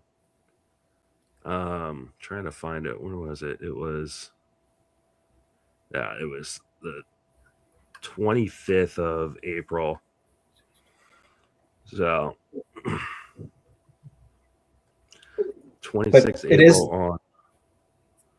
I would say it is worth noting that when you draft that many bats, Rockies are pretty nice to have. Yeah. Because you're, with his thing, you don't really need a lot. You could almost go all bench hitters. Mm-hmm. But then Wendy, are we doing the Friday swap for hitters this year? I believe, yeah. Yeah. So I think structurally, but I'm not, but I mean, like, all the Rocky hitters seem like garbage, no? Yeah. Yes and no. Like, the Rockies actually have a really interesting lineup this year where, like, I've said this for the last few years with the White Sox. I told White Sox fans on my podcast, like, I know it sucks right now and it's probably going to suck for a while, but I think they're finally moving in the right direction, right? They're being terrible, but terrible with purpose, where I think they're going to be better after they rebuild.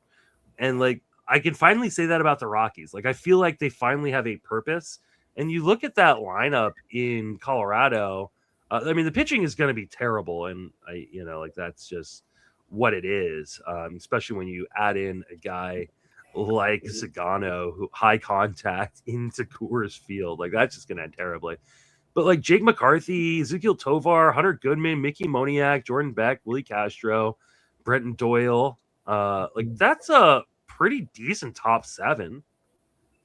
Like, it's not going to be a playoff team or anything like that, but, like, it's respectable. They'll score some runs.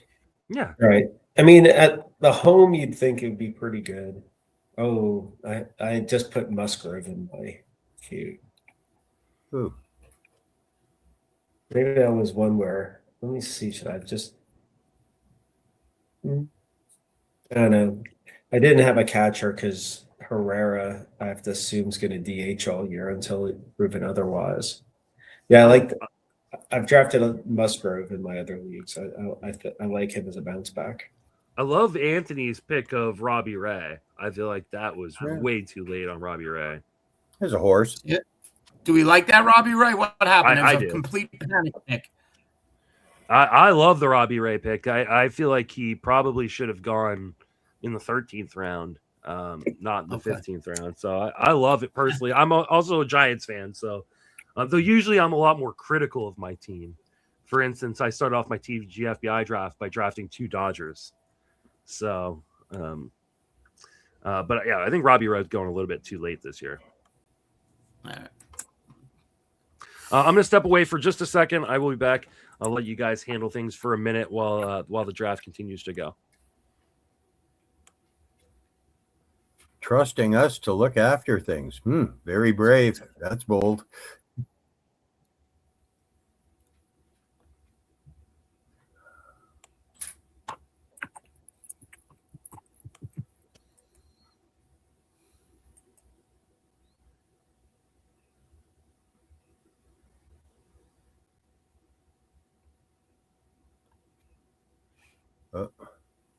Is that showing up on your guys' screen? What's that? My pick. Has it yet? Durbin? Oh, there we go. Okay. Yeah, I know it's already been drafted. Thank you.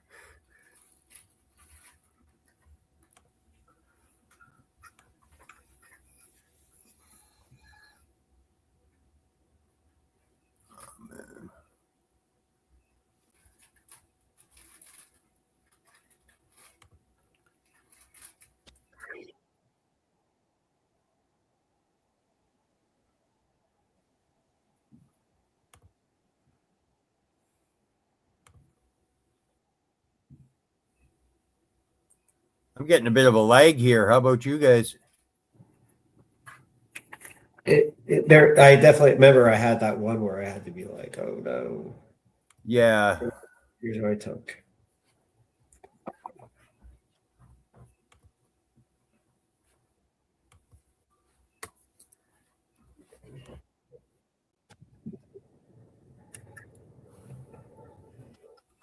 Yeah, both my last two picks, I picked them multiple times and it finally showed up.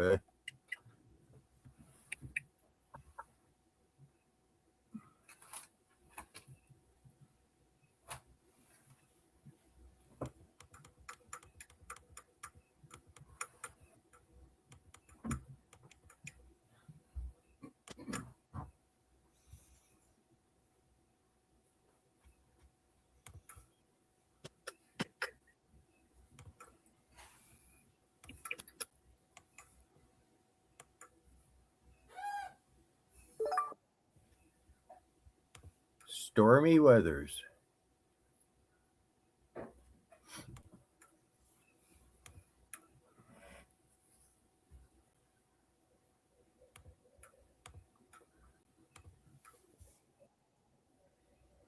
Hey, going back to the end of round 15, we had Scott Chu taking Alex Baum.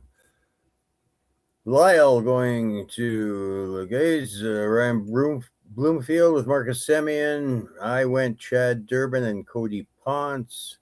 Christian Walker to Bloomfield back at pick 2 in round 16. Brendan Donovan, Elliot Ramos, Ryan Weathers, and one of my personal favorites, Sal Frelick. Nice pick, Anthony. And Carter at 16-7.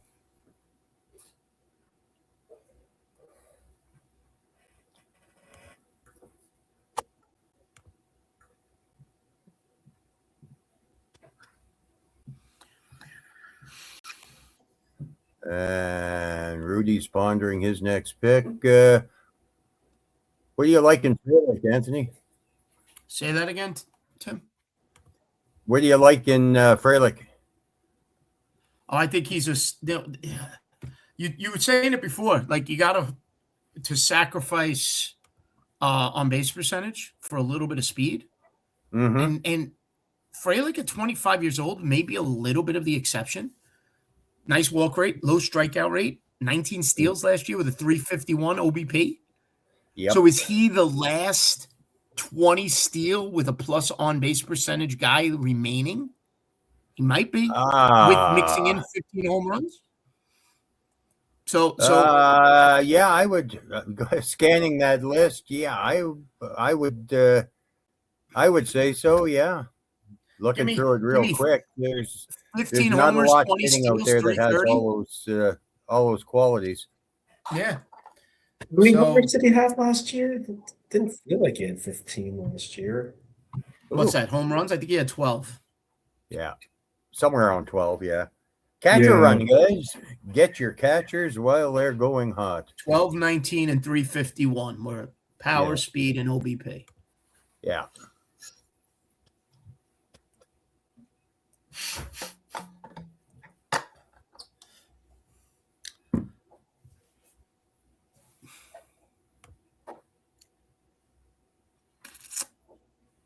All right. Question from the chat. You guys get stoned or drunk for these? I've definitely seen people get drunk for these. I don't drink or do drugs. I've been clean and sober a really long time, but just a whole lot of water for me. Yeah. The 70s was a long time ago, I think. Yeah. I mean, that's why one of the reasons I love like the Barf League draft is because we draft at a bar. And I'm almost guaranteed 4 or 5 people will get drunk before the 15th round. Yeah. And we drafted online this year, and so I lost some of my advantage there. Yeah. I can remember seeing Darryl Strawberry go awful early back in the day after he was retired, I believe. Yeah. Alcohol does have a bearing on results. It does count. Finishing up the 16th round, let's see. Seth Dragman, or sorry, Tim McLeod led off the 16th round with Cody Ponce.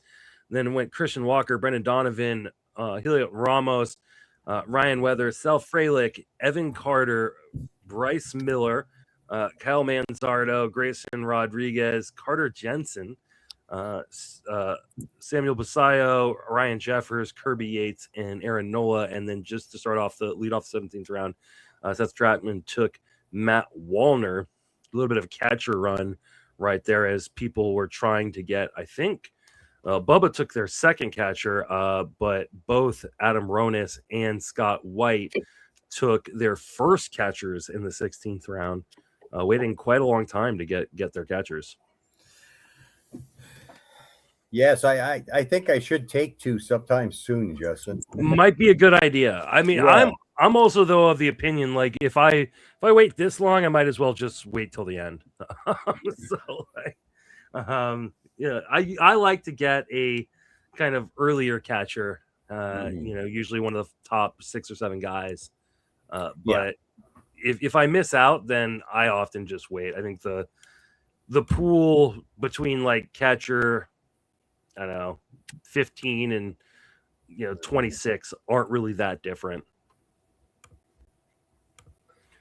And I don't think I'm making a pick tonight in TGFBI, which is a bummer. Going slow for you?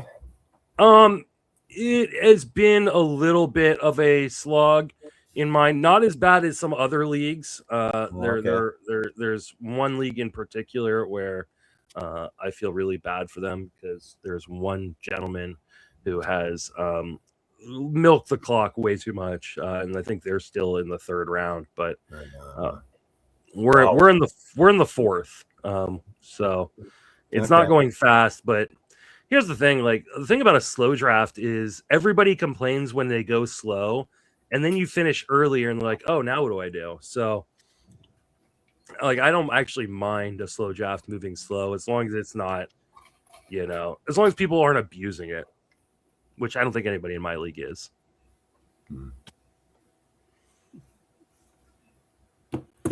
Yeah, I'm real old school. I'd prefer to do everything on a 60-second clock, but that's just me.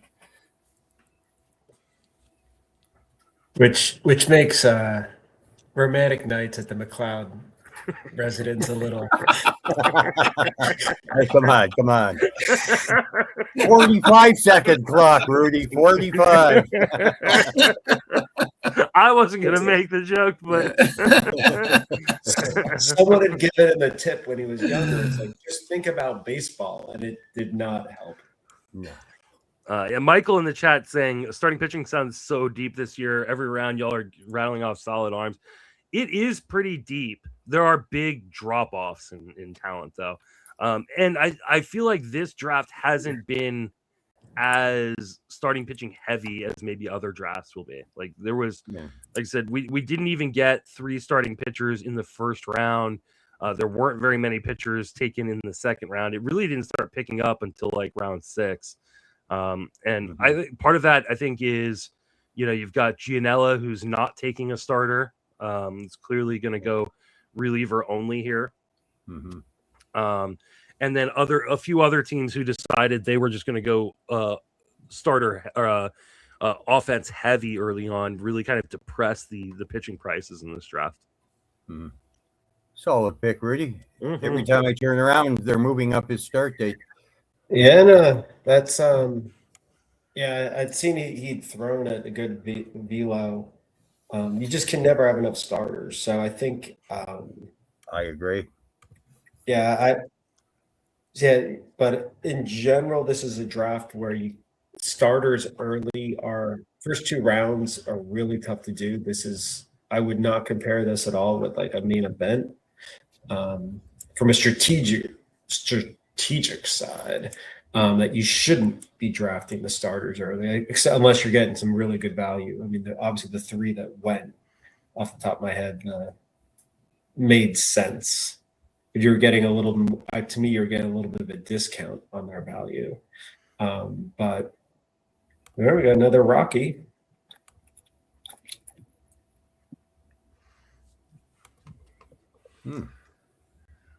Well, I left a bit of a mark.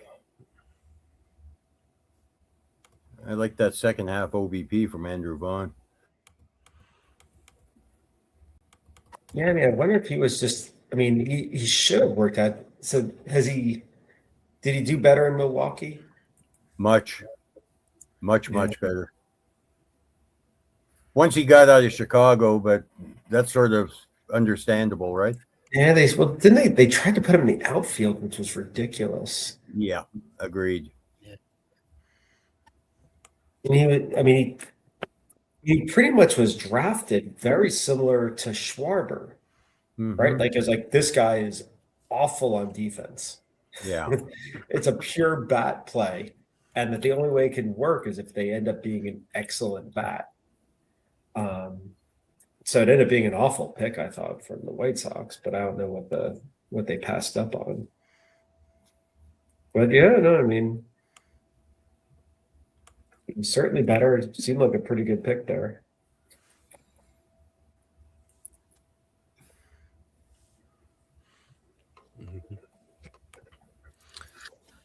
Oh, I like the Victor Scott pick. Somebody has to finish second to Scott, right? Yeah, I like that. I like that pick. I think they're going to give him just so much run this year. Like, even like Jordan Walker.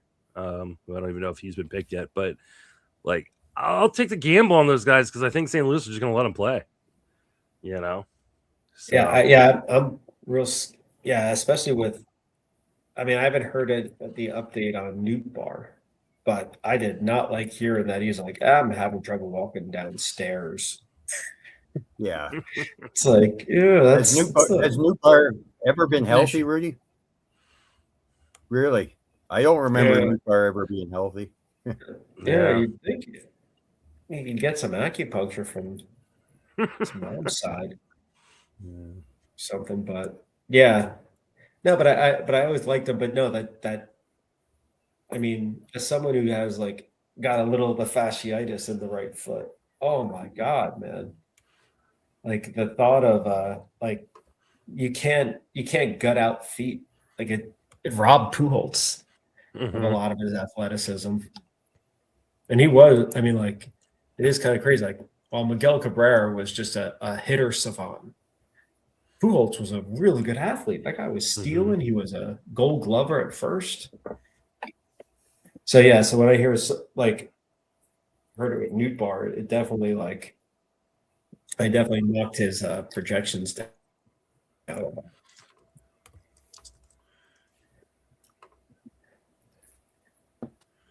McClanahan was a Garrett Cole or McClanahan thinking for me.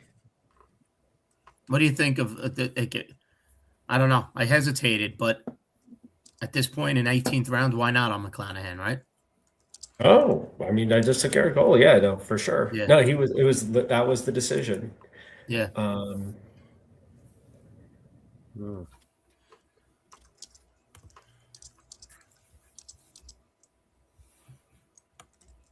Yeah, the discussion we had, this definitely helped me with this pick. I mean, it might be the wrong thing to do. But yeah, I mean, why not? And this is the way I think you have to think about even like a Victor Scott. It's like you can never time steals. It's so hard. But the thinking is like, man, I don't have like if I just play Victor Scott all year, that is going to be awful for power. You know, but if I platoon him with a Rocky, there you go. and I only play a Rocky at home because all of a sudden, now I take Moniak and you're all interested, and then look what the next guy, look what Aniano does, trying to get your attention.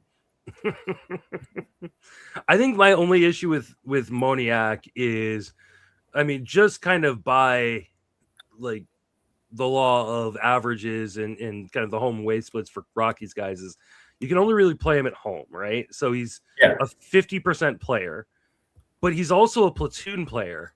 So now is he more of a 35%? And are you going to be able to maximize that? You know, I don't know if I would say he's, I mean, they have such shitty options there. I know they do. That might be. I mean, but they've got 3 or 4 right-handed bats on their bench. I mean, he had 461 plate appearances last year. So, yeah, I'm not. I mean, but let's say this, if he's only playing 50% of the time, then that was a stupid pick by me. But surprisingly, he was like 5th on the screen for outfielders, and he was pretty high on my board. And and the reality is ADP is so impossible to use right now. Mm-hmm. So it's kind of like you almost have to use what it looks like when people pick outfielder, who shows up. Mm-hmm. But I think Kerry Carpenter was definitely a consideration. That was that was a good pick.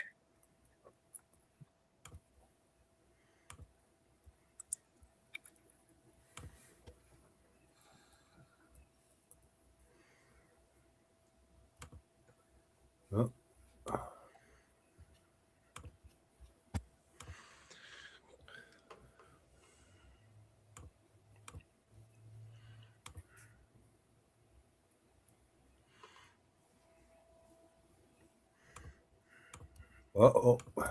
Can you stop it, Justin? Stop what?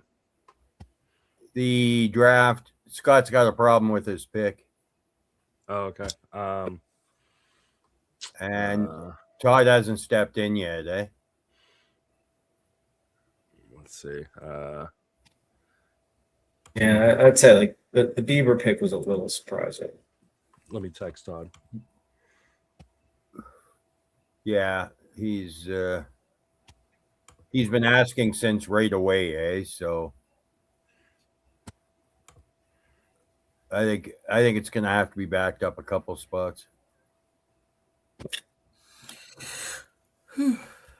Time is it? Well, it is 10 o'clock for you East Coasters. Me here, it's 7. My wife is texting me on the side saying I won't stay up this late with her to watch a movie, but I'll stay up late to talk to you guys. Okay, so you get that that kind of stuff too. Oh yeah. It's like if we're watching a movie, we got to start it at 5:30 so you could be in bed by 8. But for fantasy baseball, you'll stay up all night. Yeah. Imagine the conversation I had with Danielle when I told her I was live streaming a draft I wasn't in. Yeah. It's a fair point.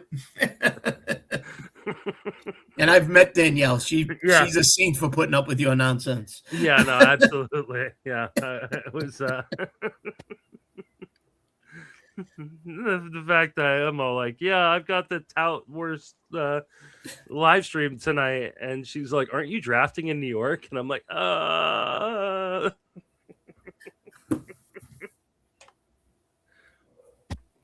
I guess we're gonna have to kickstart the draft board again, eh?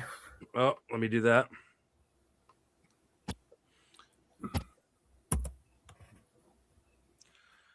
There we go. All right, so it was fixed. Spencer Steer is the pick for Scott, not Shane Bieber.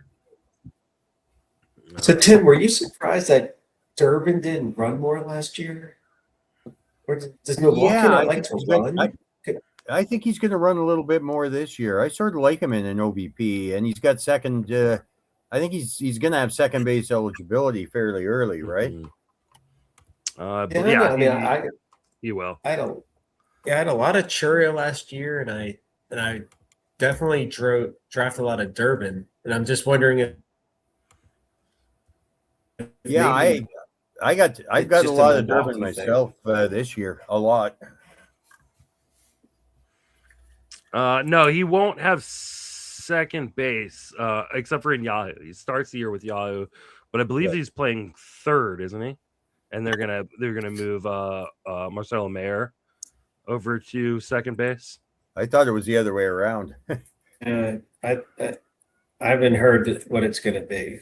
They have been playing him Durbin so far at third, I believe, in spring. Okay. So well, hey, you can never have enough third basemen, right? Yeah, I mean, the Baltimore Orioles could really use a third baseman right now. with Westberg probably out for quite a while. Yeah, that's well, and you know what? Everybody's talking about the arm, but nobody's talking about the oblique. That could have had him out for a couple months, just as it is, right? Is that what else did he have? Oblique. He's got. Well, no, he's also got a torn UCL. Right, that's what I remember. Torn UCL. And they're gonna try. And an oblique. He just can't stay healthy, man. I understand people like looking at the small samples and being like, hey, if he does 600 plate appearances, he's going to be a monster. And that's a kind of an if, right? Like people shouldn't be.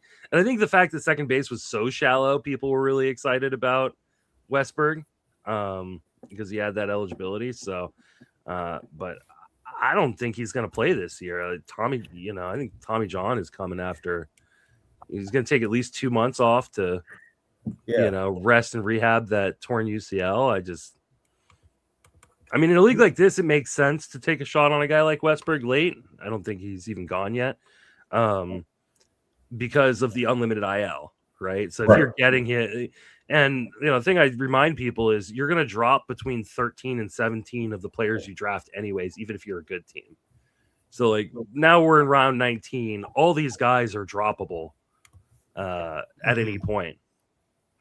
So like I don't mind people taking gambles there, but in your leagues where you've got 3 IL spots or no IL spots, I'm not taking a guy like that.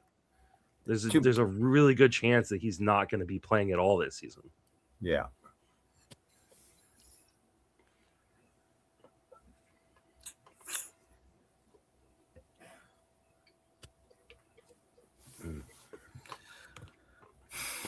All right, moving into round 19, last few picks.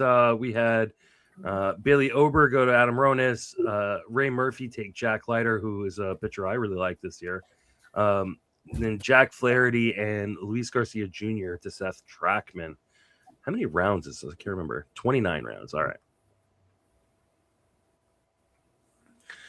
So we are about 2/3 of the way through this Tout Wars draft. How you guys feeling so far about your team? I don't have enough youth. Well, you still have time. There's still a third of the draft left to go draft a bunch of rookies. There we go. No, I'm okay. I'm okay with it. It's 2 weeks from now we could all have 3 players on the IL. So I take everything early with a grain of salt.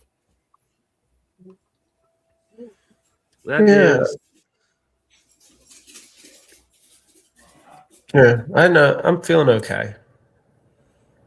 I keep looking at my sheet and trying to see what. But I like I've stockpiled on pitchers. I think I've got I think I'm a little ahead of the field on quantity at least. Yeah, I've got 6. How many do you have, Rudy? I'm at 6, but I might have missed some, but I feel like the room only has the rest of the teams might have closer to 4. Yeah, there's going to be a mad dash coming up here, I think. But who do you get? That's the. I mean, how do you? 6. What was that? I mean, so how many pitchers? Is there an easy way to tell how many pitchers are drafted? I mean, I think I never get all the players in time. Yeah. Let me see. I can. But on my thing, it's that the other teams have an average of 4.5 pitchers.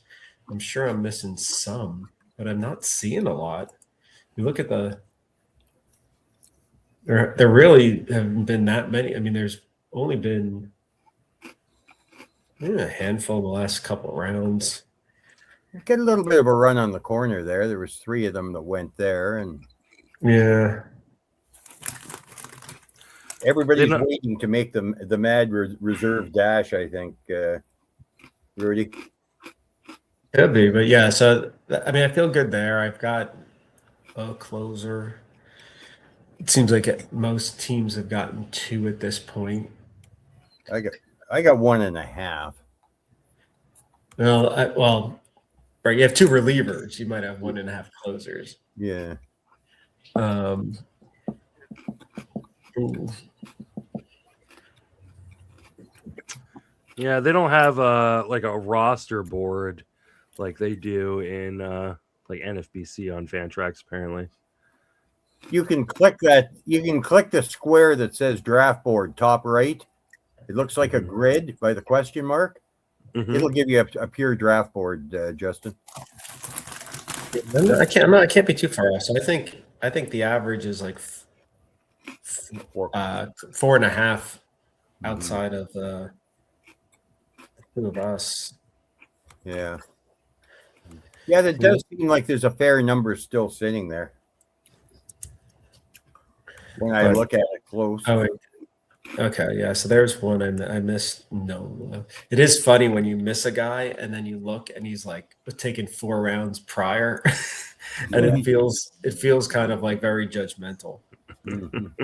I was like, I'm not drafting Aaron Nola. No, ooh, I got to draft someone. Yes, you do. Okay, this is probably early, but. And could be completely awful, but I think he's probably the guy in Washington. I like the Logan Henderson. I like the Henderson pick there too. So we play a game on the Sleeper and the Bust every once in a while, usually a few times a season, and it's called Reliever or Congressman, where I will say a name and the other hosts and guests have to figure out whether that player is an MLB reliever or a congressman. I know where you're going with that. And I feel like I feel like I could do that game with just the Nationals bullpen. Yeah. Cole Henry of the 32nd precinct. Yeah, exactly. If I threw the name, Jackson Rutledge, that sounds way more like a congressman who was given his job to him by his father than it does a reliever for the Nationals. Yeah, I believe Jackson Rutledge is a Republican in a gerrymandered district. Yeah, absolutely. Like Alabama's 4th is definitely where Jackson Rutledge lives. That's Alabama's fighting 4th. Yeah. Sorry, I apologize. So it's a really fun game, especially with terrible bullpens like that.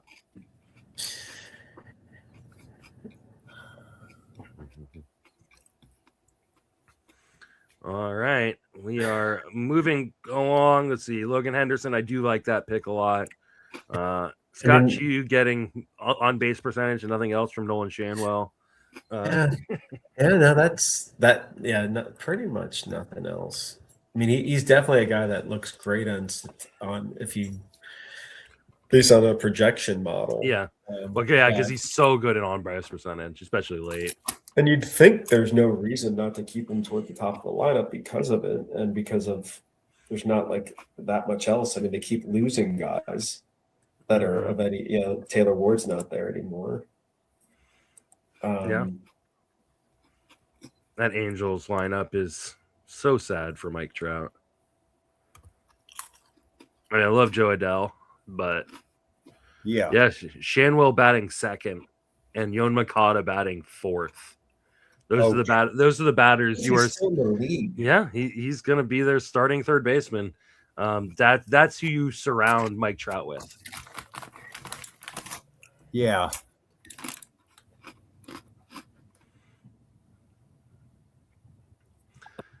All right. Isaac Collins dealing with an injury right now, but I do like that pick if he's healthy. So I don't necessarily like it for John, who's already added Kyle Stowers, who's hurt. Though it's a 6th outfielder, so not as big of a deal. Mike Burrows. I think that's another Bloomfield guy, so that's an auto pick. He says he wants Adolis. Oh, Adolis is gone. No, we thought he was gone. No, he's not gone. Oh, okay. He was gone and then he was back. It's the circle of time. It's Come on, you guys are professionals. Get it together. I think I'm not the only one, along with Rudy, whose computer's working a little bit wonky in relationship to this site right now. Yeah, we all had that. I mean, I got it in, but it was certainly sweating it. Yeah. Luckily, all the other times white knuckled it because it is. Update your draft chart, guys. Okay, you're not authorized to view this chat room. Well, that's very nice. Okay, now I am.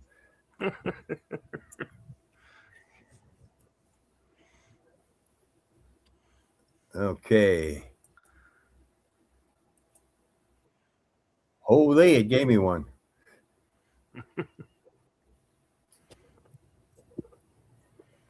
You're a big Carson Benj fan, right? Oh, I'll let you make your other pick, and then I'll question you on Benj. Yeah, power speed, and opportunity, all three. I think he breaks camp, and again, I like both the power and the speed potential, and the bat to ball skills. I think he went 3 for 3 in his first game on the field. I know it's spring training and such, but I think the Mets want him to succeed. The leash will be fairly long. That's all right. And now Bloomfield takes Burroughs. Okay. And then John takes Patrick Bailey. I didn't expect to even necessarily go in this draft because Patrick Bailey is so bad offensively. He's challenged a bit. But he's not framer savant, right? He is. I mean, he is fantastic. I mean, I don't know if you saw that video that Pitching Ninja did on him not stealing strike, but calling the ABS correctly. Yeah, and I saw something that basically someone making a case that he's the best defense, like he's put together the best run in all time of like a 2-3 year in terms of value. I saw a tweet a while ago. Let's see if I can find it.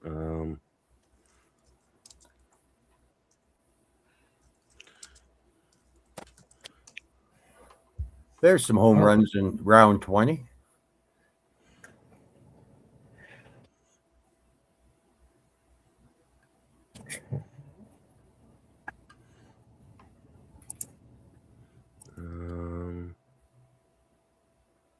Nice pick, Rudy.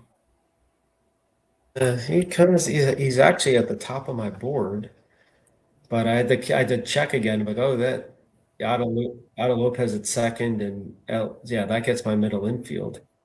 Yeah. I mean, Josh Lowe was I mean, he was fourth at the top.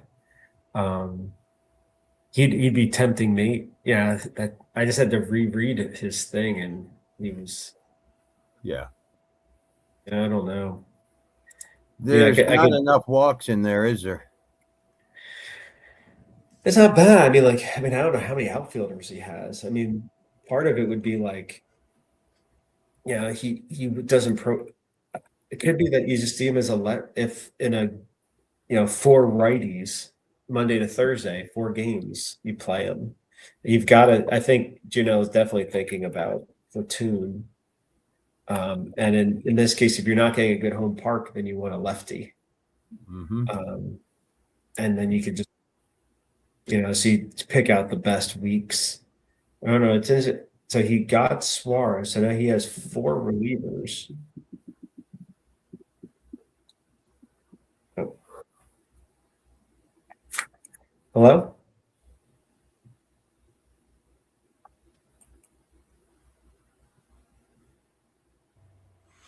I've muted Rudy just to let him take that phone call. I don't know if maybe that's Sirius calling him, checking in on his team, or just to be on the safe side. What was he talking about? I didn't hear what he was saying. We were just talking about Josh Lowe and Mason Wynn. Josh Lowe and some of his in the numbers. Yeah, I mean, I don't mind that Josh Lowe pick here at this time. Mm-hmm. Who did he go to? Oh, right there, Gianella.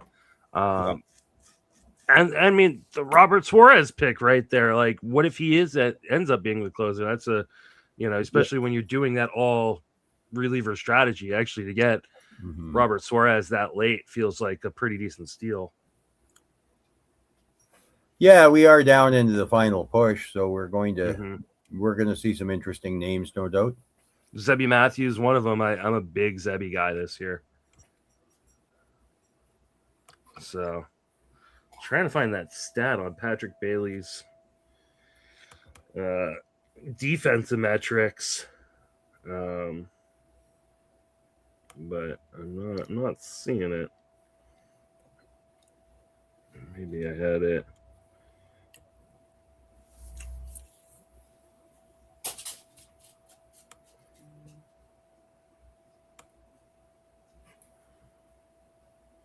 I don't know. Patrick Bailey, just insanely good defender. Oh, and Ryan Nelson. Like, here's another guy I like a lot.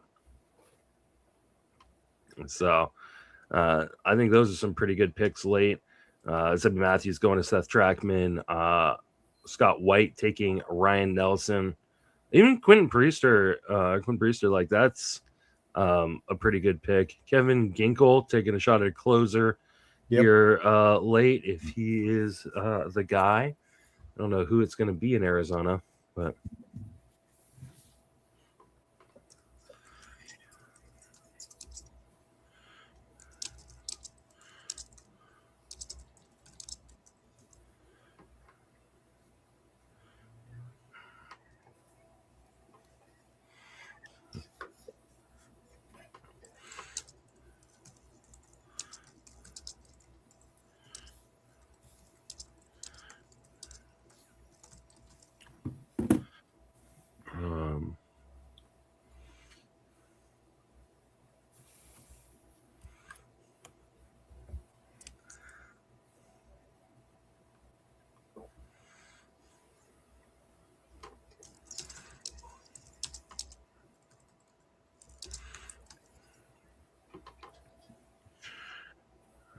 all right. Oh, one of my favorite guys, Gianella takes Colt Keith, or as I often call him, Keith Colt, because that seems like a more proper usage of his names, but apparently I'm wrong. Victor Vodnik, you get a closer, but it's in Colorado. That might be a problem there. I'm interested to see. Okay, so Garrett Thorne takes Riley O'Brien and Victor Vodnik as his second and third closer. He has Kenley Jansen already. So he already had the guy that should be kind of penciled into the role and then taking a gamble on his second one. I like that strategy. Casey Mize going to Anthony. Justin Sterner, another kind of closer gamble there for Dr. Roto. And now we have Scott Chu on the clock. Colton Anderson just asked. It says Swanson or Sterner went. Sterner just went. I think Sterner's a pretty interesting closer spec right there. Oh, and Rudy was on Sirius, so that's why he had to mute himself real quick. Gianella with Tucker, Yoron, Harper, Yelich, Trout, and now Josh Lowe really taking advantages of unlimited ILs. Yeah, and see, that's why, like, love Gianella. Gianella's won this league, I think at least once or twice. Like, really smart dude, and actually one of my favorite people to talk to in the industry. But I don't love the construction of that reliever strategy and taking injury risk guys, right? So, like, I feel like if you're going to say, hey, I'm going to go all relievers, I'm going to punt strikeouts and wins, and go for, winning all 5 hitting categories and then the ratios and saves with my relievers, I feel like you have to then, like, be a little bit risk averse. You're getting so much volume and upside from taking only hitters early that, like, the adding in so many injury risk guys to me is kind of doesn't really help you offset that strategy. Now, I think the argument against what I'm saying is like, hey, I've got so many good offensive players that if a few of them get hurt, I'm not going to miss a beat. But I think it's a little bit of a risk there. I would have much rather see him take a lower high risk or lower risk approach than the one he kind of took with this build. I'm really interested to see how it plays out, though. Tim, you are a Ryan Weiss guy. Tell me why. Well, if it wasn't for Cody Ponce, he probably would have been the KBO's MVP last year. I think he finished second to Ponce in strikeouts over there, sub-3 ERA. Decent, but not great velocity, but he'll throw about 6 different pitches at you. And when I look at the success we've seen quite often from first-year players returning, especially pitchers returning to Major League Baseball, I'm very happy with him as a number 7, 8 starter. Yeah. I like him that late. I think that's a really, really fun gamble. It's low risk. Like I said before, people are going to drop 13 to 17 of their players. And so, like, if it doesn't work out, it wasn't much cost invested. But take gamble on a guy like that, I do like. Speaking of gambles, I do like Cam Smith. You know, if he doesn't make the roster, you know, for Scott, he can probably drop him or just reserve him to see if he comes up. But really high upside play there. As well, so like that one. I like the Spencer Howard's pick by Anthony. That's a good pick as well, right there. Especially in that improved offense, they like they're never going to be going out and spending a ton of money, but they did go to improve things a little bit there. So we got a bold prediction: Taylor Rogers with 20 saves. I don't think that is a bad prediction at all. I'm actually going to write my bold predictions article tonight. Taylor or Tyler? What team are we talking? Taylor for the Twins. Okay. I think that's what he said. Yeah, Taylor Rogers. Okay. I don't think Tyler Rogers is going to get 20 saves because I think Jeff Hoffman's really, really good. But Taylor Rogers, I like that. He is kind of the capital C closer, the guy with experience that teams just love. So I could definitely see that Rogers just being the guy and getting 20 saves in Minnesota. And they no longer have Rocco Baldelli running the ship, right? So, like, we don't need to necessarily assume they are going to go with a closer by committee with a new manager in there. All right, we have Rudy on the clock. It's paused.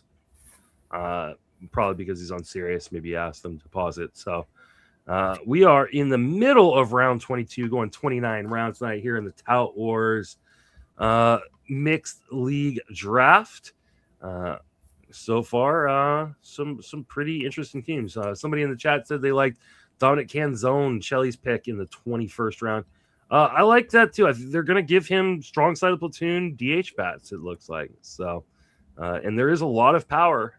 He just needs to stay on the field and see if we can if he can stay healthy and not lose that job. I think part of the problem with Canzone is they have other options to go to, while Seattle did not really do much in terms of adding a ton to the team. They do have guys in the minor leagues that they can bring up. They've got Victor Robles, who I think is going to start on the short side of the platoon. They got Luke Raley, who's a lefty.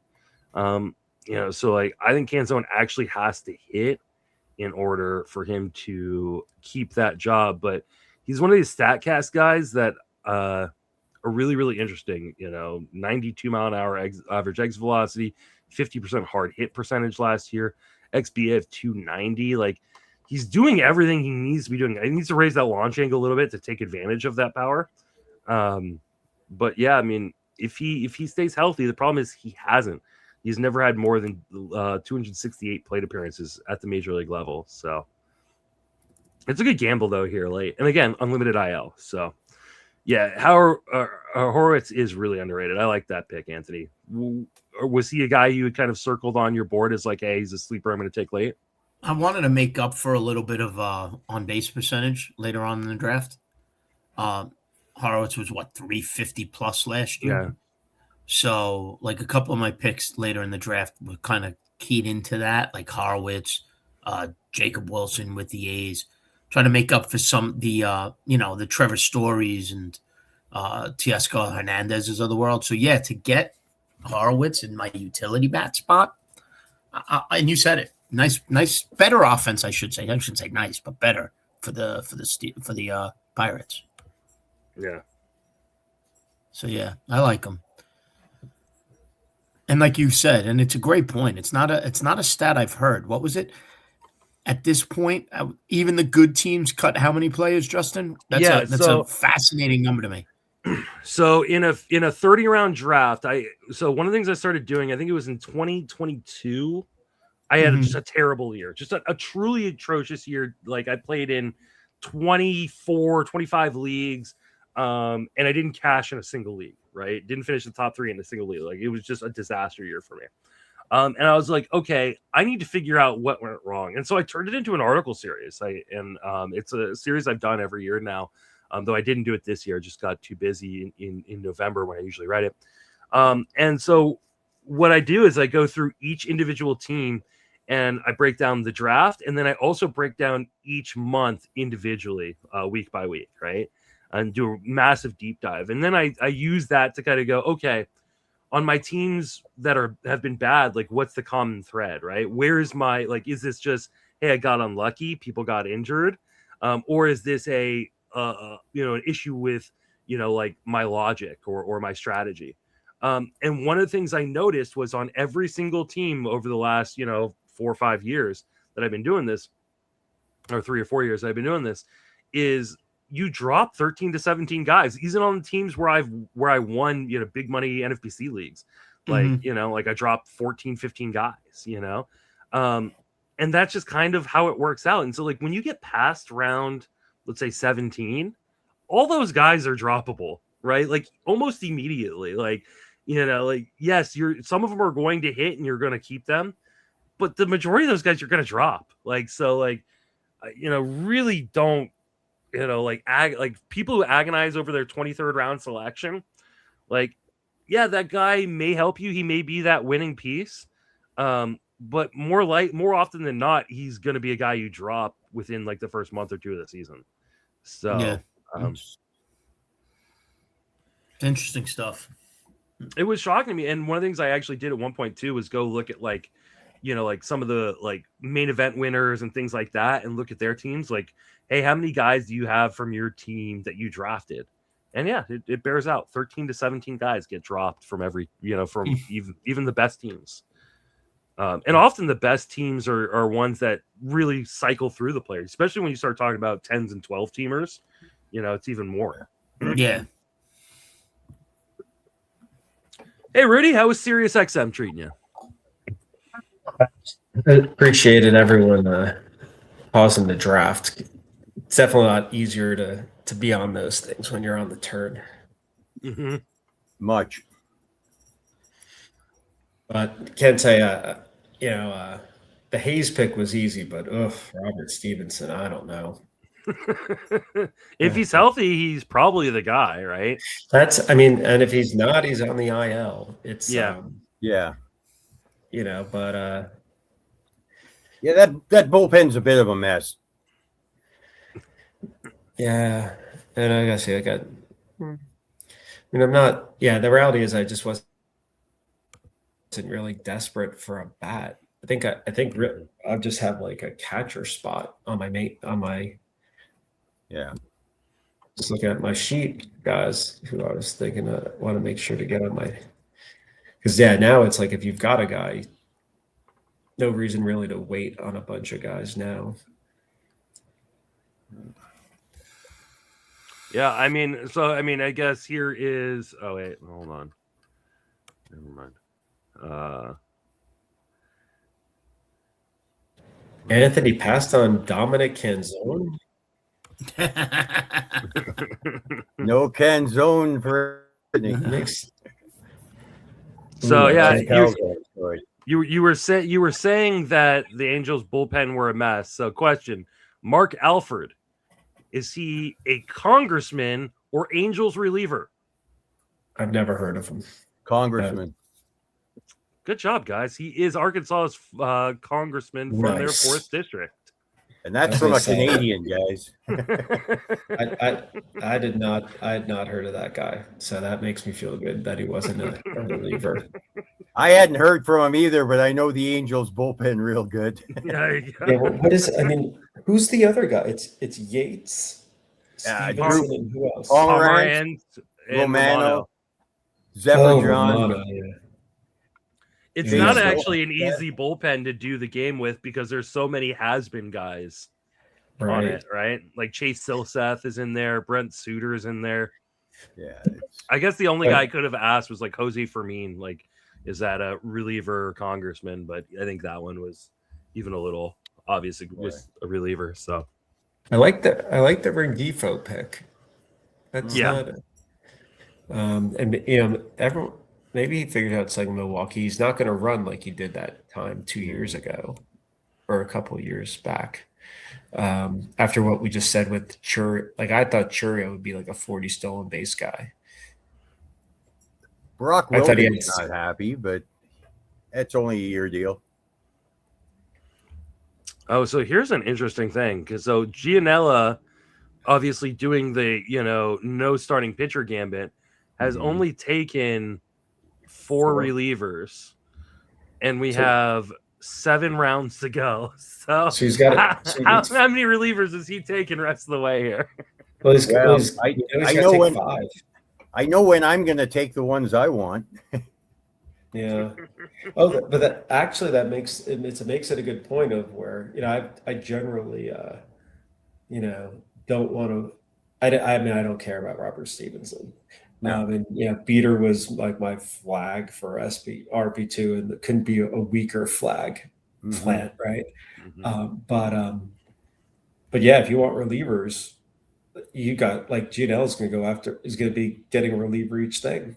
Yeah, I mean, 7 picks left. He needs at least 5 to fill out a full roster. So he's got it, but he may take 7 relievers here at the end. No, that's the thing. Right. No, for sure. I mean, like I'm going to let him have Seth Halverson. Yeah, me too. That's so nice of you. Yeah. I was not going to touch the Victor Vodnik. Yeah. That's a cool name, though, Rudy. It really is.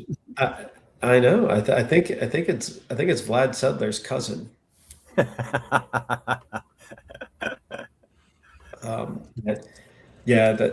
That's just where you have to always think about, like, you can't, when you look at a projection, you always have to think what's like best case and worst case, and it's like, man, it's like best cases with Rocky pitchers is so bad. But they are consistent. It just never works out. I've just been burned so many. I haven't even burned that many times. Just watching, it's like watching. Who was the last good Rocky starter? Was it Ubaldo? No, Marquez. Yeah, Marquez had that 1 year. Oh, that's okay. He had 2 or 3 years, actually. I think he had a nice little stretch. There was also Francis had a good year in there. 1. Kyle Freeland had 1 good year too. Oh, okay. Because I got asked this on a trivia thing or something like that. Oh, okay. Kyle Freeland in 2018 threw 202 innings with a 2.85 ERA. Wow. Jesus. That's insane. Yeah. I'm going to step away for 1 second. I'll be right back. Not been seen since. That's really funny.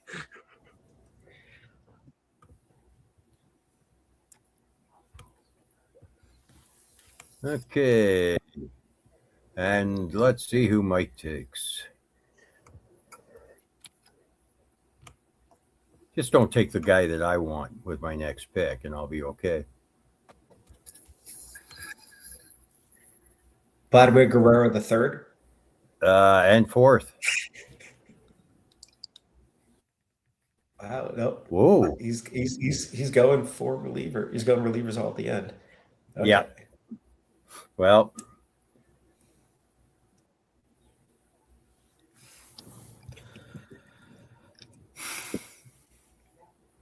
rookie. He had himself a tough day today. Roki? Yeah.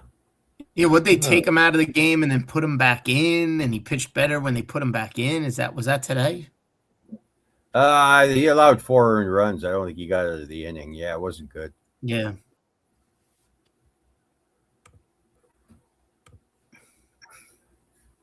Yeah, I took a shot at. I drafted him last year in this league in like the 10th round. It didn't work out. I've had no share since he came over. I followed his career in Japan, and I honestly think he probably should. I don't know. Surgery, I think, is going to come into play at some point in time. His first couple of years, he was consistently 100, 102 miles an hour. Then all of a sudden, he dipped into the 96, and he still couldn't. I think his high water mark's 120 innings. It's not good.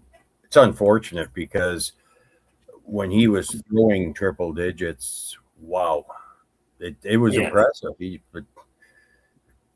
Right, and that's when we're like last year. It was like I think in the 10th round, if he gives you 120 innings, if they're great, you could justify it with IL.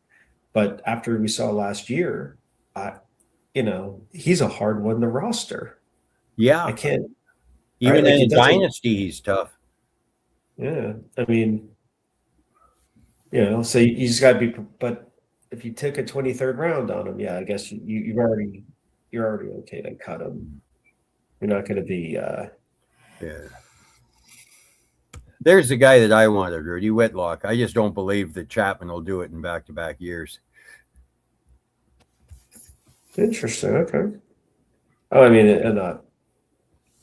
Whitlock had that. Looked like, yeah, they just messed with him. They should have just kept him as reliever. Really. Yeah. There's your Jordan Walker. Mm-hmm. Yeah.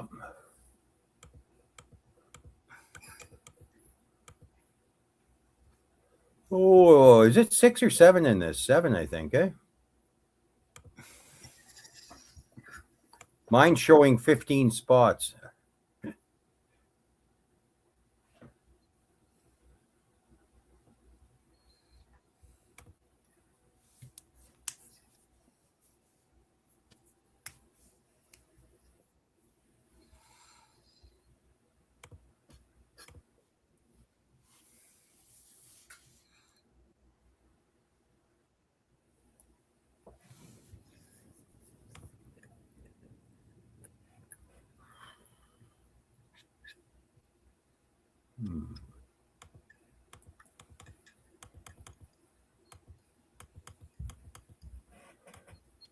Mm-hmm.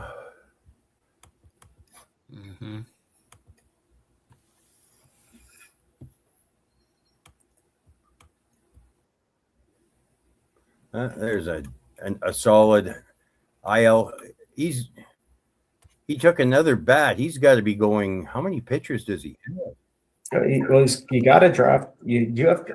I don't know. Do we actually have a rule that you have to fill in? I don't know if we have to. I don't know if we have the rule that you have to leave with the right roster. An active, yeah. But otherwise, yeah, he'd be going all relievers or all pitchers after this.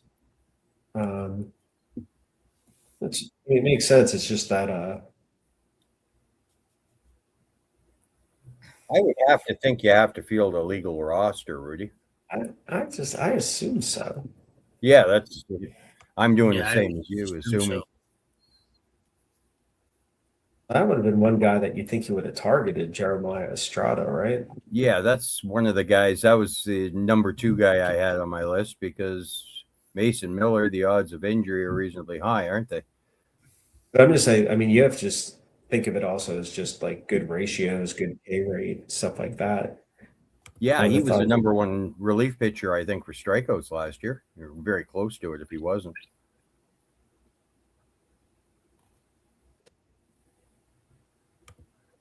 So yeah, But Kim is a good one. I mean, he's definitely going to max out his.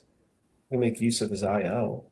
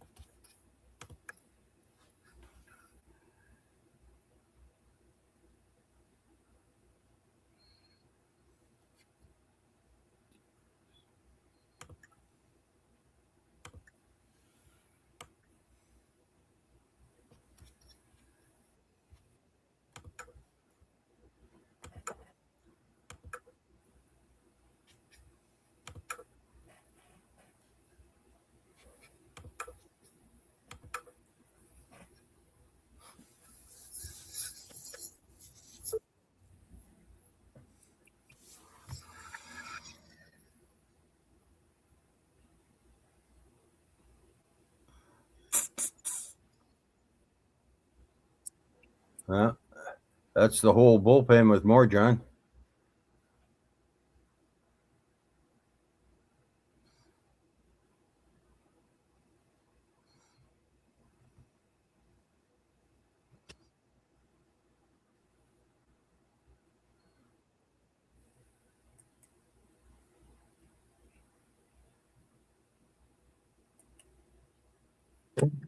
This point might as well lock in the likely Nats bullpen.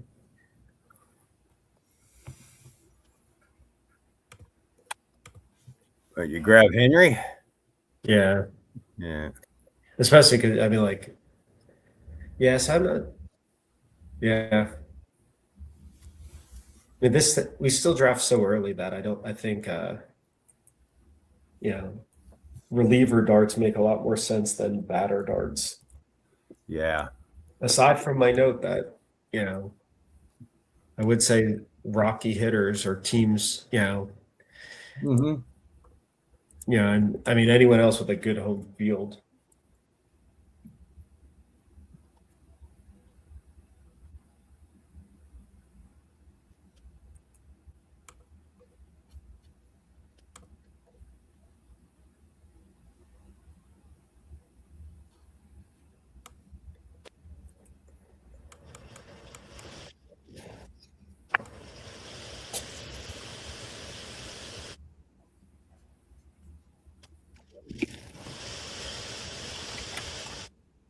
Yeah, I mean, Larnock's a guy I've definitely drafted a lot over the years, but he also just doesn't. He's also a guy that you just don't.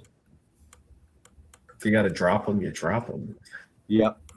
He's never. It never feels like it's paid off. But I like it.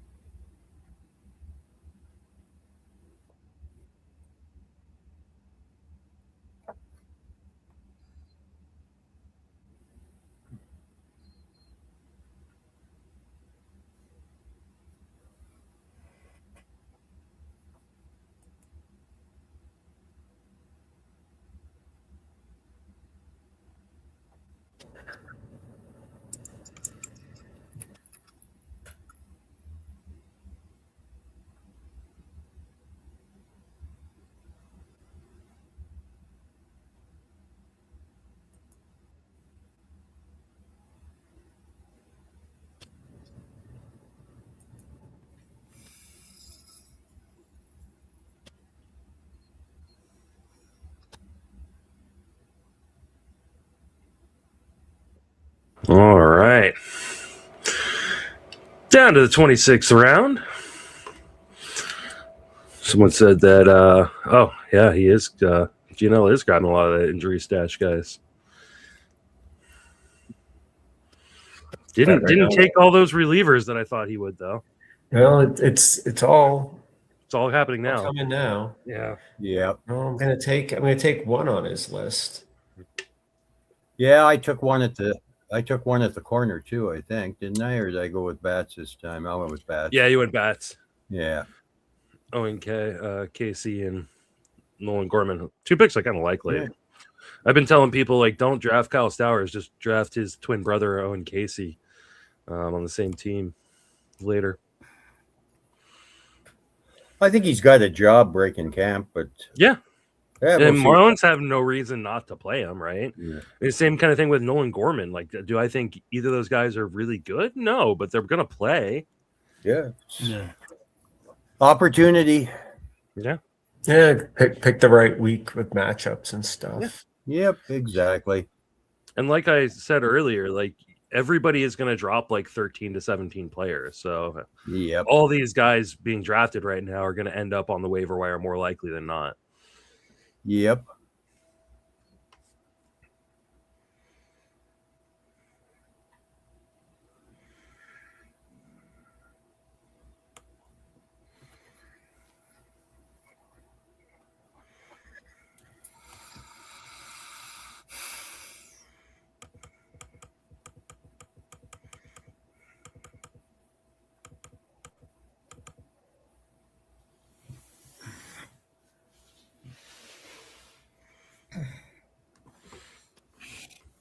Right.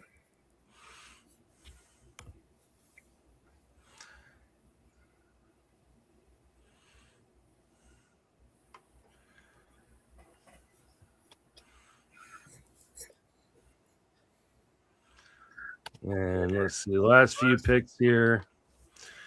Esteros isn't going to get the catch, is he? No. I had on the last live stream I did for the Tout or Souls League, Sarah Sanchez was in that league, and she's like, yeah, maybe an emergency catcher kind of situation, but seems really unlikely they're going to let him behind the plate. I love the Parker Messick pick. I'm a big Messick guy. I like the Mick Abel pick too. He's having a really hot start to spring. Yeah. I had Ballesteros at the top of my queue for what it's worth, trying to get him late and cheap, but yeah, it's funny. I had him in my queue as well. I was hoping to get him in one more round too. Yeah.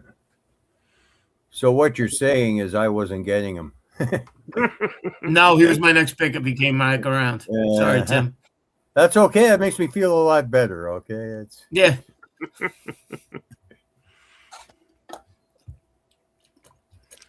Oh, it looks like they finally made it into the 5th round of my draft in TGFBI. There we go. Still not gonna get to pick, but Grant Taylor is fun, more of a WK reliever. Yeah, I don't think he's going to be closing. And I think they talked about wanting to stretch him out at some point. So I saw something today stating that both him and Tolley are going to be in the minors to start the year. Both starting. Oh, Conley early. Yeah, I think so too. But like the thing about Boston, and I had this discussion on the Friends of Fantasy Benefits podcast with Dave McDonald, is they are one of those teams that don't really care about things like contracts, right? Like they're going to play the best players. And if Oviedo and Bayo falter, Tolley and Conley early will be up pretty early. Yeah. So I don't mind taking that gamble and stashing and kind of wait and seeing if it pans out, because I do think the upside, especially on early, is super, super high.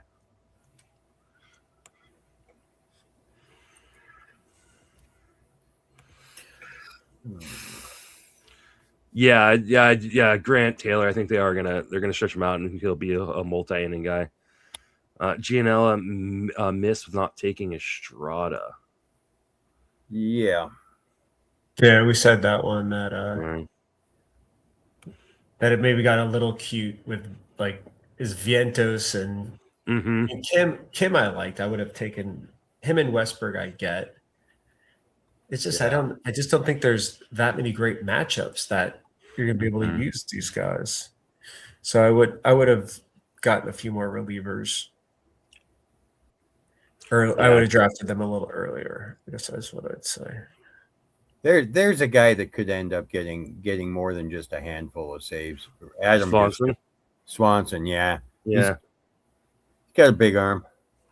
It's supposed to be spelled SWANSON, but he spells it like that to try to get people to make him the closer and get saves. Well, yeah. That's really funny. Are they moving? They moving Kyle Leahy into the rotation? Interesting. I didn't even realize that. I really liked Leahy.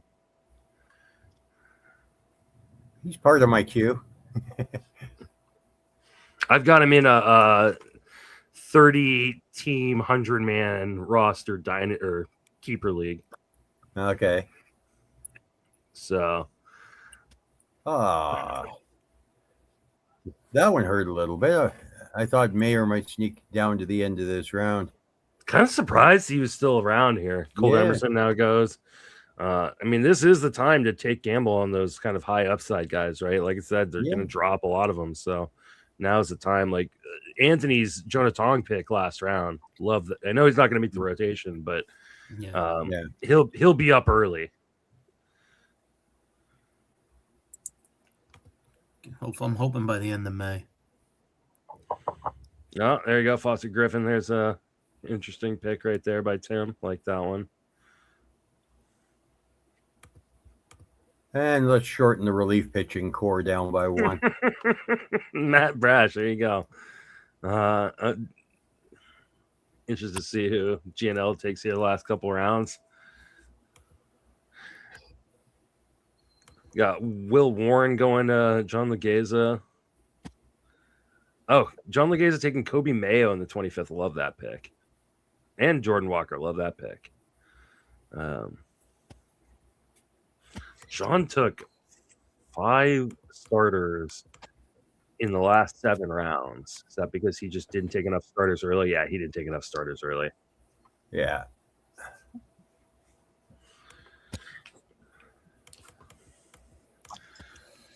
All right, let's see what Bloomfield does here. I saw the Lourdes Gurriel Jr. pick, and for some reason I thought it was Profar. I was like, oh, wait, no, that's a bad pick, but wrong guy. Tim taking all 3 Americans who went to Asia. Well, there you go. See, got to fill that niche. Well, hey, first year that we've seen success. I'll roll a dice. Mm-hmm. And again, how many did you say? 27 picks get 13 to 17 picks on average get dropped from even good teams every year. So it's like I said, these rounds right here, I think a lot of people overthink them.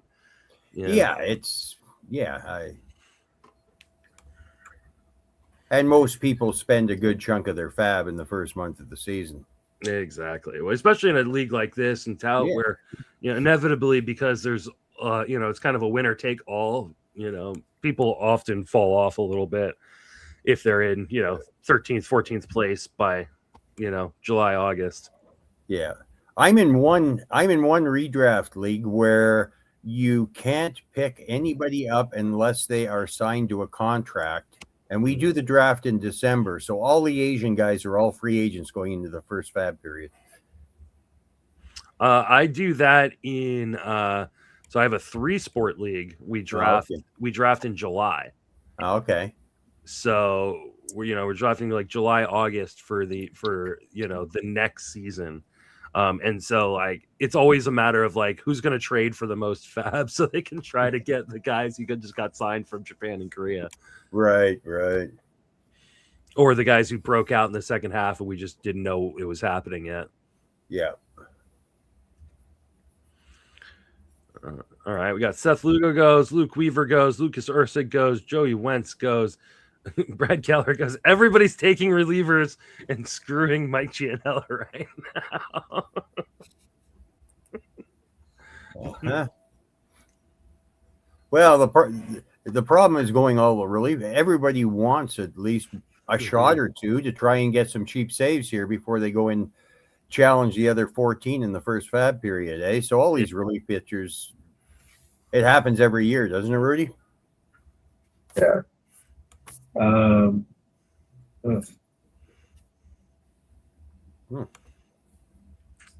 That's why I would have liked to see Gianella maybe take one more kind of like elite guy up top. Tanner Scott. Because who is his elite guy is Munoz. Yeah, he's got Walker, Fairbanks. And you got Fairbanks. I mean, yeah. I mean, he's got the volume for the saves. Like he's gonna win. He's probably going to win the saves category for sure. The problem being all he needs is a couple of really bad blow-ups out of his relief pitchers. Yeah, it takes a long time to drag that ERA back down. That's the risk. Mm-hmm. See, for me, I would almost rather like do something like take two elite guys. Like he took Munoz in the fourth. Let's say he took Mason Miller in the third. Then you can trade one of those guys for an offensive guy later on if you've built up such a huge lead. Yeah. Or the other option, Justin, is what you do is you draft two elite closers, right? Mm-hmm. And then you draft a Pablo Lopez, and keep them active. Guys that aren't going to play, they're not going to hurt your ratios, right? That's actually a really interesting idea. I actually really like that idea. Yeah, but okay, so like, is that circumventing the, I guess not the rules, but the gentleman's agreement behind the rules to draft a guy Did you know what shake on this, Rudy, or what? I don't know. It probably is against the quotation mark spirit of the but I don't think there's any rule that says you can't do it. For what? Just like, let's say Gianella drafts Mason Miller and then also drafts Munoz or whatever. Like, let's say you got three elite closer guys, but instead of drafting all these other relievers, he just drafted starters who weren't going to pitch this year. Pablo Lopez, maybe like a Spencer Schwellenbach, someone like that, and take zeros. You get the saves you need to win the category, and then you don't risk the blow up. I mean, the problem is if Mason Miller is the one who has the blow up, then there's almost no way to work it off, right? Like if you get the Josh Hader year where he had like a 5 ERA, you're in trouble. Then you're screwed. But like it's not actually a bad strategy. And I'm all about using the rules to your favor. Like I said, like there was one year where in the Tout Wars Points League where they set up the point structure wrong. I remember talking to you about that. Yeah, and the pitchers were worth way too much. And so everybody else is doing like your traditional, like, 65-35 kind of split hitter pitcher. And I spent $200 on pitching, right? Because like, even like your mediocre pitchers were worth as much as like, Mike Trout and Miguel Cabrera that year. And so like, I just dominated the points by taking all those guys, and they had to change the rules. Like I love being the reason why they have to change a rule. I have to draw. Right. So we're assuming you have to have a legal lineup here. So I would assume so. Yeah. Stinks, but okay. Second catcher. I have to draft a catcher. Danny Jansen and Old J. Yeah, that. I mean, hopefully I'll get. We'll see. I was kind of bullish that Herrera would be like 3 days a week to start the season, but I heard they're going to take it slow. Yeah, I think they are. But the crazy thing is that his value as a DH was already it's so good. Fine where I drafted him because he had like a 370 on base percentage last year. Mm-hmm. Yeah. So the thing is, Go ahead. Yeah, no. So like, even if I mean, if he's just DH, that I'm not happy and not too happy, but it wasn't that much of a reach, given his on base percentage, but and the rest of the stats, because obviously Moreno is pretty good for on base percentage, but he's pretty sucky everything else. Herrera has a career 370 on base percentage in the minor or in the majors with 777 plate appearances. So right. I think you're gonna be just fine with that once he gets that catcher eligibility. And he's one of those guys where, like, so I do the shortstop ranks, but I also do the catcher ranks at Fangraphs. And he was one of those guys that kind of had a little bit lower, mostly because like I don't know when he's going to be eligible to catch. Right. And then it was the commenters yelling at me that made me go and do a deeper dive. And I was like, oh, actually, I was wrong here. Like, he needs to be higher. Like, yeah, I prefer him in the leagues where he's already catcher eligible, but like, he's pretty damn good. Mr. Irrelevant, here you Mr. Irrelevant, last pick of the draft, Tim McLeod is going to take. Oh, we don't get to see because Rhys Hoskins. There you go. All right, that's going to wrap us up for the 2026 Tout Wars Mixed League Draft. The next one of these live streams will be the Tout Wars weekend, the weekend of, I believe it's like the 14th of March. Where we'll have 4 of these, the AL, NL, mixed auction, and the head-to-head points league. So, gentlemen, thank you so much for joining me for this entire time. That was really, really awesome of you, so I didn't have to talk the entire time, and I could actually take a break every once in a while. Yeah. I really appreciate it. Good luck this year with your teams, and we will see you all watching live from New York when we do this next live stream. Yeah. Bye, guys. Yep. Thanks, Justin. Nice catching up, Rudy, Anthony. Have a good year. Thanks. Be well. Yep. Bye, guys.